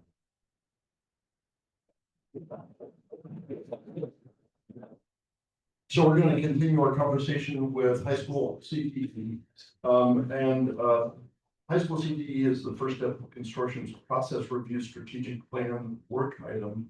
And fortunately, we have as one of our members, Dan Finley, who is the Oregon Department of Education CTE specialist for industrial and engineering systems. And he's going to take us through an interactive discussion, continuing what we just heard from Chris. And anyone who's done work that Chris is talking about doing is sometimes very difficult to get industry and high school CTE programs to be aware of each other, talk the same language and align. And so I'm going to encourage you, as Dan comes up, to ask hard questions, be thinking about metrics we might be able to use. Where are there areas of improvement, and then where are there opportunities for us to engage? So, Dan, with that, pass the microphone over to you. And by the way, he is a very, very thoughtful, articulate, and knowledgeable guy. No pressure with that. Thank you so much. Looking forward to this, and I see this as being sometimes being the last person before something else is not always the best place to be.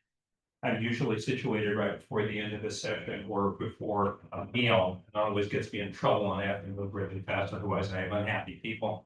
But I think this is actually a blessing this time around, because what I'm hoping we can do is take a lot of the good thinking that's happened throughout the day and bounce those things off one from the other to figure out where some of our paths forward are. Newsflash, I don't have any answers. Other newsflash, I think this room does, or at least has the steps toward it. And so we're going to play with some of those ideas. And this process works pretty well. So I'll just go ahead and, oh, you've already advanced. Thank you. Ronan is reading my mind. So just grab a few terms. Everyone who's in this room is probably familiar with phenomenon of career technical education. There's some bullets up there that discuss career technical education at the secondary, post-secondary level, how it works, what it involves, and that it is focused on success, on high wage, high skill, in-demand occupations, and that there is this thing called program of study. And this is something that's worth pointing out. A single program or a single class does not a program of study make. It's a seamless, sequential, non-duplicative set of steps that a learner takes as they move through a process from first becoming fascinated with an area or thinking they're fascinated with an area, more on that in a second, to the point where they cross that arc over into post-secondary education and training or career, or hopefully both. So looking at what a program of study does, one of the things that I think is really important, and we tend to stress this pretty heavily in my shop, is that having a CTE experience, having a work-based learning experience, an internship, an externship, the opportunity to go out and touch something directly, saves a lot of time and money by helping people figure out what they don't want to do in life. It's the cheapest, less restrictive point in an individual's life to decide whether or not they want to do something. And at the age of 20-something or 30-something, there's a lot at stake and a lot on the table. So doing career technical education well is important for the vitality of all of us. The other thing that's really important, and you get this, other groups, it's a little bit of a struggle sometimes, but I make the statement that everyone who trades on their skills is CTE. Doesn't matter if you're an astrophysicist, doesn't matter if you were an accountant, doesn't matter if you were an automotive technician. Everyone has a career involving technical skills, academic acumen, and puts those things together to solve a problem. So that, folks, is everybody. Everybody falls into that category. Next one, please. So a quick comment on equity, and I'd like to clarify on this because there's a standard view whenever we start talking about equity, people immediately go to certain places. The thing that I'd like to point out in this particular situation is we also need to be aware that economic equity is important. We have, I don't know, how many of you are familiar with the Asset Limited Income Constrained Employment Survey, or ALICE. It's been done for the last 12 or so on years. And it focuses on trying to figure out what people need in order to be successful. Most recent version of that assessment was completed in 2024 and came back with the news that 41% of households in the state of Oregon cannot address their basic needs. That ties directly into what we do with CTE, with education in general, with career education, and with building education, or pardon me, industry and opportunity in the state, is getting people situated in the areas where they can be well enough compensated that they can take care of themselves, thus minimizing social costs, individual frustration, and leading to other things that are harder to manage. So getting people in a position where they have the opportunity to learn and grow and develop is really critical. Next slide. CTE works. We know that in the state of Oregon, CTE makes a difference for individuals. 15.8% percentage point difference between all graduates in Oregon high schools and CTE graduates. In fact, what that means is a CTE concentrator, 2 or more credits in a single area. That means in the last measurement, 98.7% of CTE concentrators graduated. The other thing that's really cool about this is 10 percentage point bump in attendance. When we think about it this way, if you keep someone in class, if you keep them in school, guess what they learn more? If you give them something that they find fascinating, engaging, exciting, and that looks like something they're going to do in the outside world, instead of the next class that they're going to take yet another test, they're going to stay in class. They're going to stay in class, again, they'll learn more. So we like that. We think that's an important thing. And 60% of CTE concentrators go on to post-secondary opportunities. Notice it does not say college. It does not say career. It says anything post-secondary that leads to their enrichment and our benefit in our individual industry. Next slide. This triangle is kind of important because what we're talking about here really is a system. And what's been discussed throughout our time together today has been developing systems. And I recall that one of you pointed out, it's got to not be about an individual. It has to be tied into building a system. In fact, it was Adam who brought that up. And the importance of developing systems that are comprehensive, that do the job of aligning and giving individuals what they need.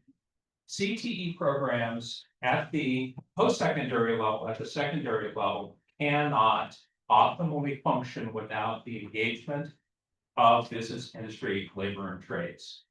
Because those who work within the CTE setting in education tend not to have the current experience and expertise necessary to guide optimally what's going on.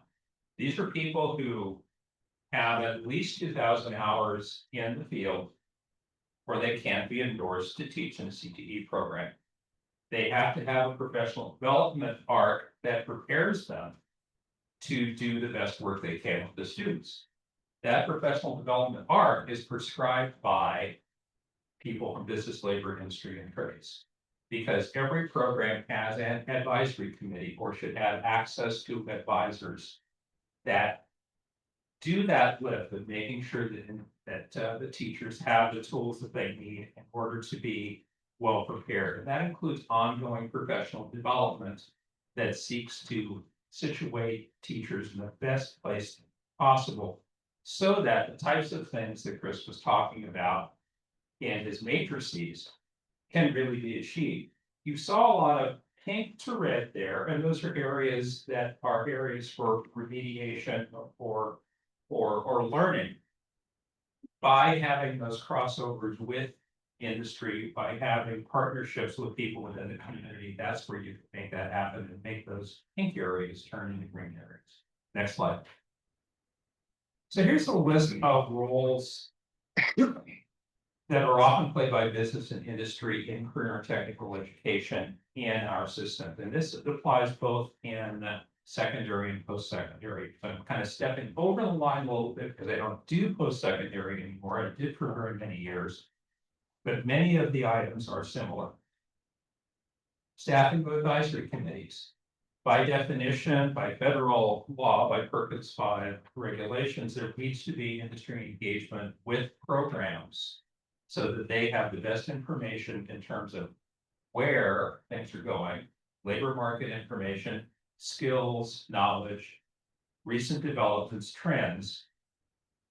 But they also do other things. Facilitating work-based learning partnerships. There's been some amazing discussions today about what happens when individuals have the opportunity to take learners and put them together with professionals with the idea of turning these learners into earners. And that is a role business and industry best fulfills and can do it in cooperation with, in conjunction with what goes on in the classroom space. Industry recognized credentials. There was a point that was brought up briefly about credentialing. And those are areas that really need input. And this is an area where if I had a list of things that I was trying to walk away from in this meeting, which I kind of do, finding out the best credentials or credentials that make sense, or probably more importantly, credentials that are not valuable, helps determine what needs to be reviewed, what needs to be retained, what needs to be rejected. There are lists of credentials that are posted on the Oregon Department of Education website now. I invite you to link on that if you would like it. In fact, I'll do that anyway so that you have it. But what we want to do is make sure that what's there actually makes sense. And there's also a wide variety of opinion and difference of opinion on what's a valuable credential and what isn't. So with that in mind, extending that conversation, trying to find a way to systematize the way we talk about this really would be huge.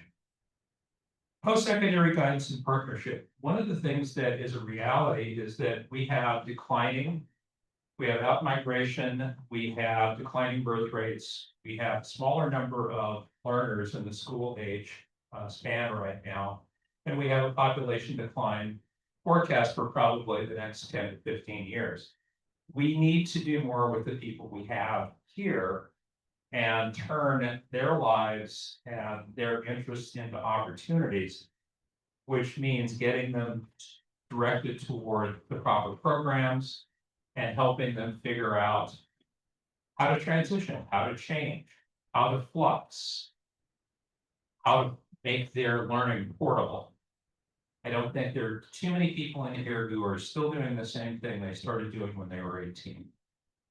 Almost every one of us has pivoted, has changed. I'm on career number 6 myself, and a bunch of it was outside of education. So we need to be able to help people package what they have and understand the value they bring to the table and then take that to a new level. Career and technical student organizations, I'm being a little bit more nitpicky about this because these are fairly important things. Future Farmers of America, or FFA, Skills USA, DECA, OSA, different organizations like that are not good simply because of the camaraderie that's developed in those, but there's a tremendous amount of development and understanding of what it means to be in an industry. Because those organizations also lean very heavily on industry support, industry context, industry interaction to help frame the work that students learn about and where they go. Professional development for educators, mentioned that already. And something that not everybody necessarily knows is anytime an individual seeks license or endorsement for CTE, there are people from business, labor, industry, and trades who help to vet and determine what they need to do for the professional development pathway. And if they have particular needs or areas that need to be shorn up so that they can do the best possible job. So it isn't strictly getting a certificate and moving forward. There's a fairly significant set of elements there. that need to be addressed. Next slide. CTE manufacturing programs in Oregon, be very brief here. The one thing that you won't see up here on the slide is mechatronics, and that's one of those things that's really key here because of food and beverage processing industry and anything related with assembly lines and production. That, Diane reminded me, that came out of some work that was done through STEM Council and was funded as part of work that was connected to the semiconductor industry. It's really important there that we recognize that that was a partnership, that was getting individuals together to work together and figure out, there's a problem, figure out how do we solve the problem, whom do we need at the table, and what direction do we go in after we get all those people together. The rest of these programs here illustrate the way that you can find manufacturing in community colleges and high schools. And oftentimes, as you consider what the programs offer, sometimes that learning is buried in other programs. I'll give you a quick example. Agriculture is important to food and beverage in the state of Oregon. Agriculture is also an area curricularly where we have a lot of learners who exhibit many skills in those areas. So really when looking for individuals to work in a particular industry, it is not a bad place to look. There's agricultural diesel, there's agricultural welding and fabrication. In fact, some of the best fabricators one will find are found in agriculture programs because they're working to specific specifications and they're building things that they really don't want falling apart. We are materials agnostic in Oregon in regard to manufacturing. So you'll see woodworking up there. That may not immediately come to mind as something that's important. But in terms of mass timber and other wood products industry related work, that could be important. There's also a need for a tight alignment between what happens in high schools and community colleges, because learners don't necessarily have to go to the partner community college. They don't necessarily need to go to community college, but community colleges are a great touch point off of which to map, because community colleges are directly responsible to industry. Secondary programs a little bit less so, because there isn't the expectation that we always have a situation where individuals can leave a high school program and go directly into industry. It does happen, but not nearly as often as it does through other. Next slide. There's something that I want to talk about as briefly as possible, but it really comes down to looking at gaps. When I talk about the opportunities to find ways to leverage all of the people we have in the state of Oregon, all the learners we have in the state of Oregon, and help them solve our problems, which are ultimately their problems as well, as long as they live in Oregon. I started looking at some of the gap analysis, comparing the participation in CTE programs. And I looked at a lot of different indicators, and the most interesting one, and the one that had the biggest delta, really was based on gender. We do have a phenomenon called non-traditional, which is 25% or more of a particular gender is not represented in a particular work area. The easiest ones that I can pick out are women in welding and fabrication and men in early childhood education. You just don't see them quite that much. What we see here is there's a significant gap here in manufacturing that really ends up, I go to my notes here, being a significant number of individuals. The N for females is about 58,000, for males it's 59,000. So you can tell very quickly, just looking at that gap right there, we have a lot of individuals who maybe should be represented in these areas who aren't, or at least Well, we don't know, and that's part of the problem. So there are things that we need to figure out. There's an entire area called career connected learning that is endeavoring to take a good solid look at getting learners from an early age excited about and conversant in what it means to go off to work, what it means to have a job, what it means to do these different things. And it's trying to help clarify those steps that people need to take to go through and build a life, to do something that's satisfying, that's exciting, has a lot of value. So career connected learning could conceivably be part of the solution for closing the gap here, and this truly is, we talked for years about gender gaps, this truly is a gender gap. This could be a way to do this by having more conversations, but also really those powerful experiences and looking at what people have discussed here today and what's happening tomorrow, getting people into a position where they can touch on things and understand what goes on in a particular industry. Huge value add.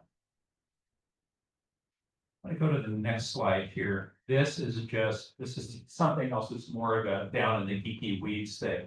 But we have participants who are people who started out in a program of CT program of study and think they may have liked doing it.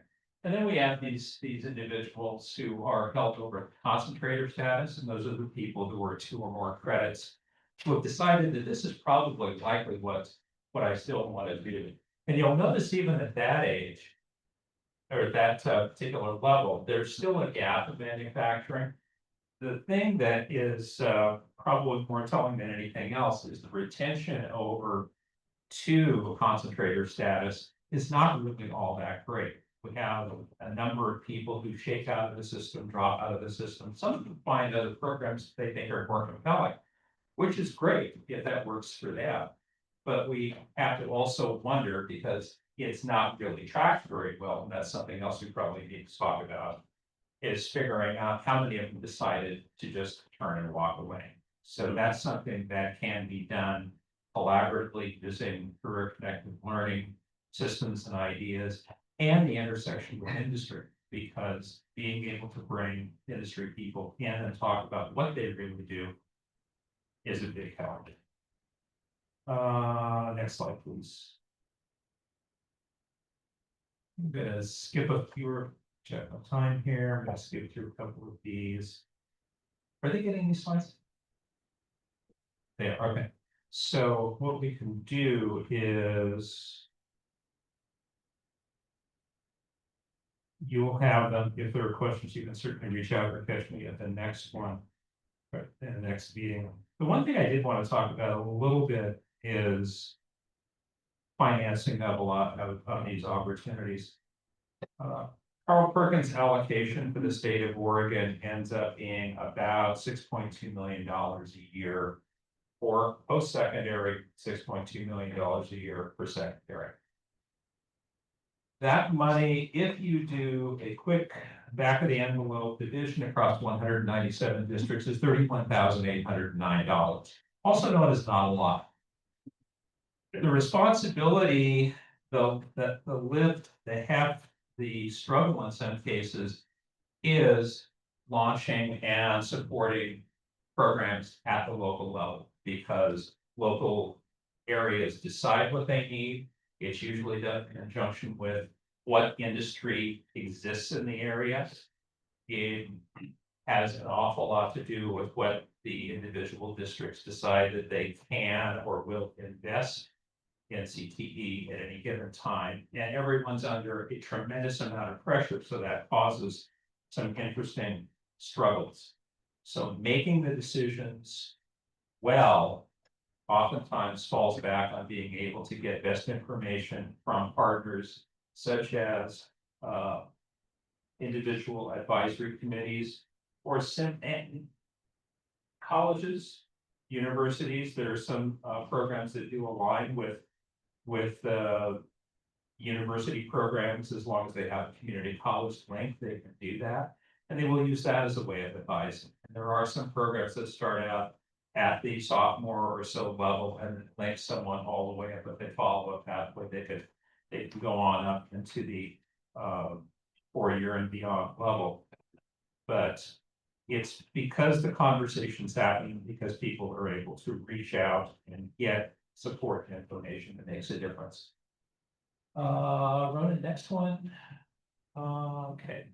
Couple of these are information. You'll notice they have QR codes attached to them. So this particular one, Lapine High School Manufacturing, go ahead and hit the next one. So they found in their particular case that having supports from the community, relationships within business and industry, and really doubling down and concentrating on career technical education, they were able to start boosting their graduation rates. And in 2024, it's not on here, but 2024, their graduation rate at Lapine High School went up to 78.1%.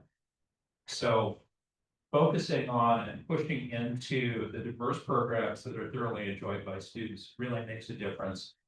It pushes on the engagement, the pathway awareness. In other words, knowing where you can go and what you can do is huge.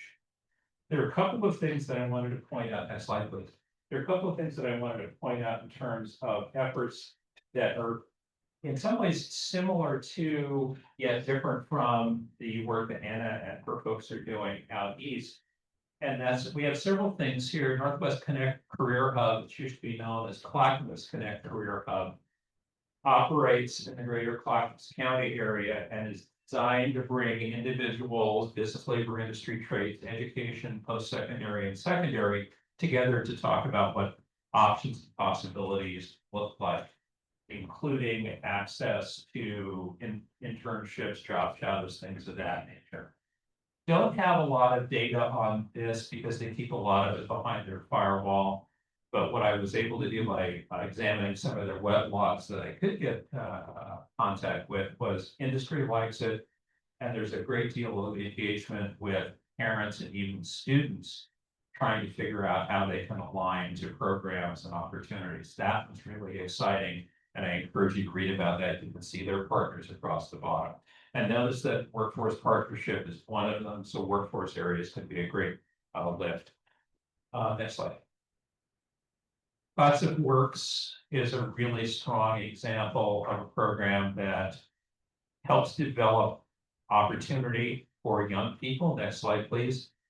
And you'll see here the retrospective, the data from their sites in areas like employers that they have partnered with, applications, posted opportunities, hired interns, and professional development career events that they do. This is a real crackerjack of a program as well, and this is an example of what happens when you have multiple partners working together. Message really is that there's more to do than anyone can do on their own. So having that having the cross pollination is extremely important. And next slide, please. The red circles here indicate things that are places where we all can partner. When I talk about post-secondary education, secondary education, business, labor, industry, and trades. Such things as the partnerships, obviously, helping to determine credentials that are viable, sensible, and have value. Assistance with facilities and equipment. WPTO doing incredible work in helping programs decide what it is they need to do in order to do their best work. And continuous improvement, which is always a huge one, and professional development, where professional development may involve summer work, summer job shadows, things of that nature, where teachers have the opportunity to learn more about a given area. Again, after individuals leave the field and they go into teaching, they effectively become dinosaurs pretty quickly because the field keeps moving forward unless the individuals continue to do that day-to-day work and touch those things on a day-to-day basis. So it's really important to have that. And then there's a big arrow there indicating the importance of our relationships across groups. with career development, education for employment, and access to. Next slide. And these are some areas, these are big umbrella areas that talk about what can be done together and what can add value. I'm gonna go ahead and give this up about 27 minutes. I'm gonna go ahead and stop there. And I think the only screen I have left is the thank you. Here's my contact information screen. So I'm gonna stop there, see what questions you have, and also possibility that we come up with some ideas that maybe could be worked on jointly that will be effective, and B, there are questions in here that may be better answered by some other people in the room beside me. Hi, go for it. So I have a question and.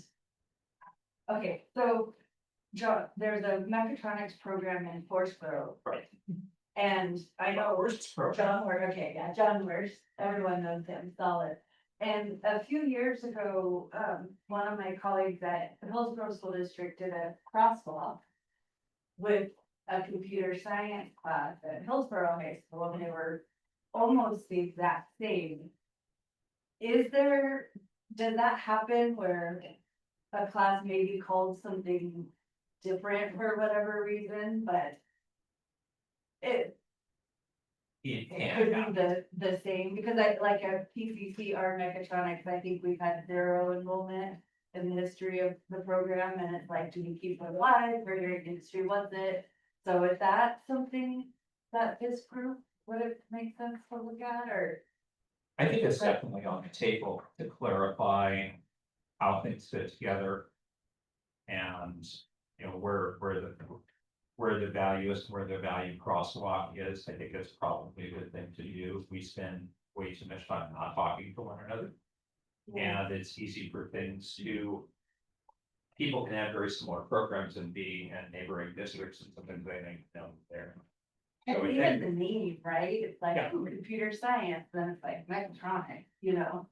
I think that's really interesting, because the Blue Mountain Community College called that same program Industrial Systems Technology, and it also has almost a 0 enrollment and it's in Boardman at WCC campus in Boardman with an almost 0 enrollment, even though the #1 open job position at all of our plants is an industrial system limited maintenance mechanic.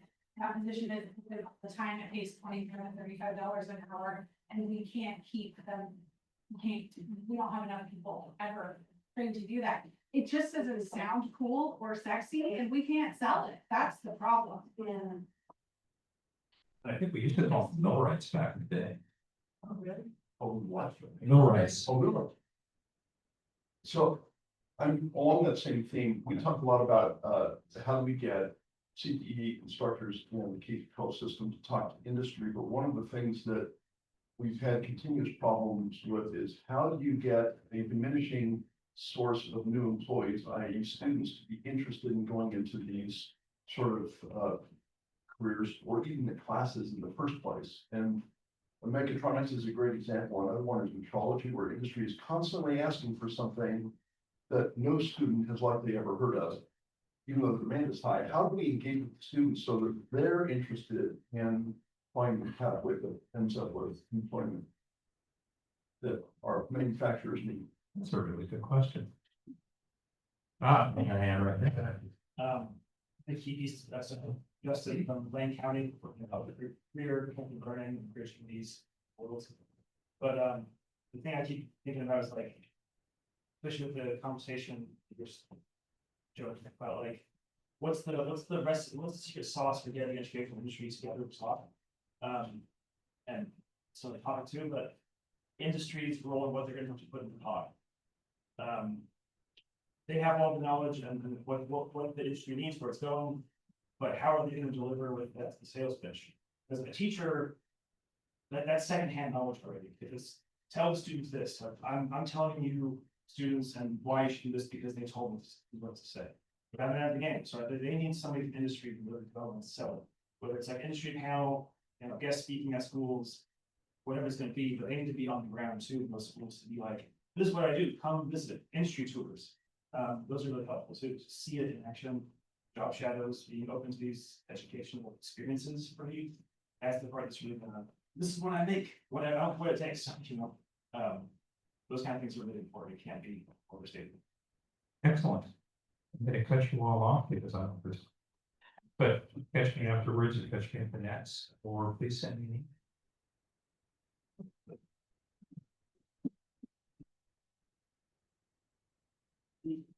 an email.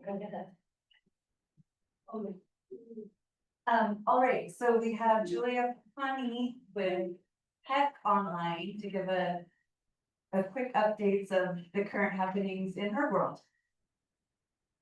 Hi, Julia.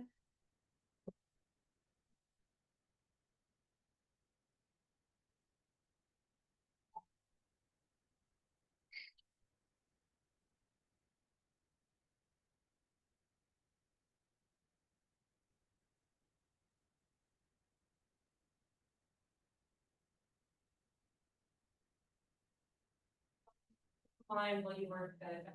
Well, she's in here. I'm just not sure why she's not coming on screen.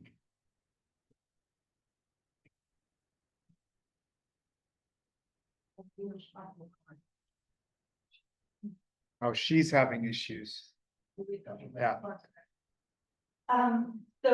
We kind of just wanted to set up kind of these meetings for a short share out with, you know, if there's different consortia with, you know, kind of related, sector areas and just kind of giving high level share outs. So, I know, and if we can't hear Claudia with the City of Hillsborough online, I went to the last Amtech meeting, so that's one of the groups that meets that's primarily Hillsborough focused.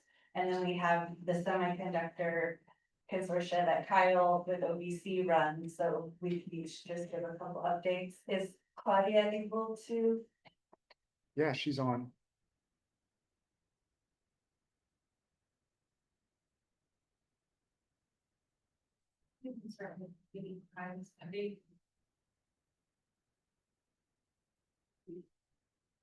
Well, I'm Kyle, which you know, this was sort of weird.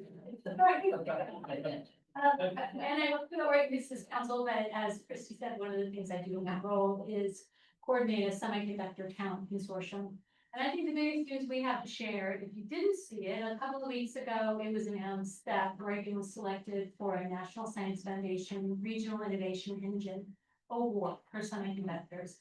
So this has been an effort of 100 partners over the last 4 years.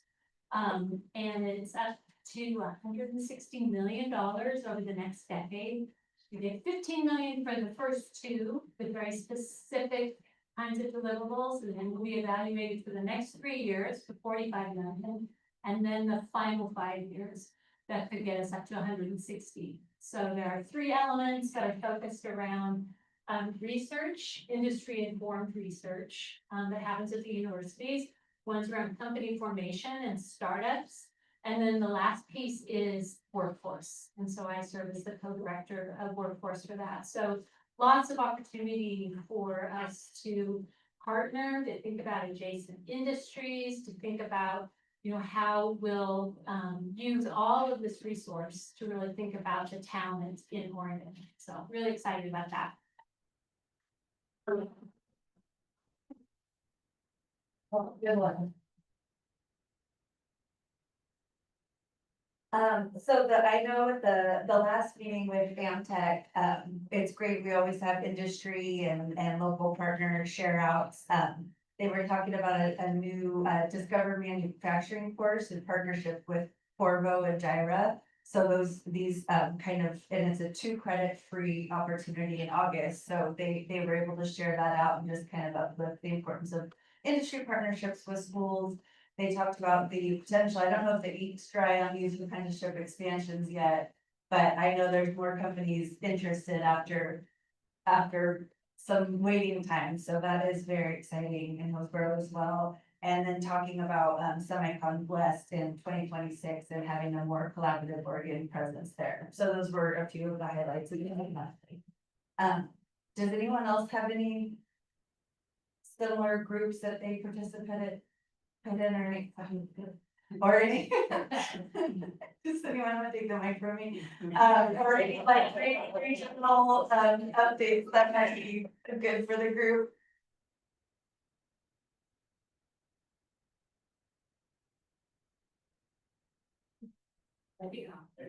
Oh. I don't know what to say. I think, is it the, oh, and Diane. Yeah, we just want to make sure, Roman, no, Julia. Now, she's having Wi-Fi issues. Okay. so. Okay. So thank you all for your participation today. We are coming to the end of our time together. If you are not joining us for the optional tour, if you're joining us for the optional tour, after I go over some kind of next steps for the consortium work, I think we have someone coming here to walk us over to the food labs, food beverage labs to for those. So what's next for the manufacturing consortium? So Roman, if you can, here we go. So Q4 meeting will be in person, somewhere in the Portland Salem area, somewhere close to I-5, consistent feedback, but that's the best for the majority of membership. We talked about the curriculum project, so that kind of team will kick off. Shauna will also be gathering some volunteers from the tech consortium, and then we have some head folks, and so stay tuned. I have your names down. If you didn't put your name down, but you want to participate, feel free to shoot me a note. And then the last thing that's coming up pretty quickly, we will be announcing the awards for the short-term curriculum grants that went out a couple of months ago. So with that, I thank you all. Please fill out the survey. This helps us inform what is important for you all in the next meeting. So we want this to be valuable time for you. So thank you.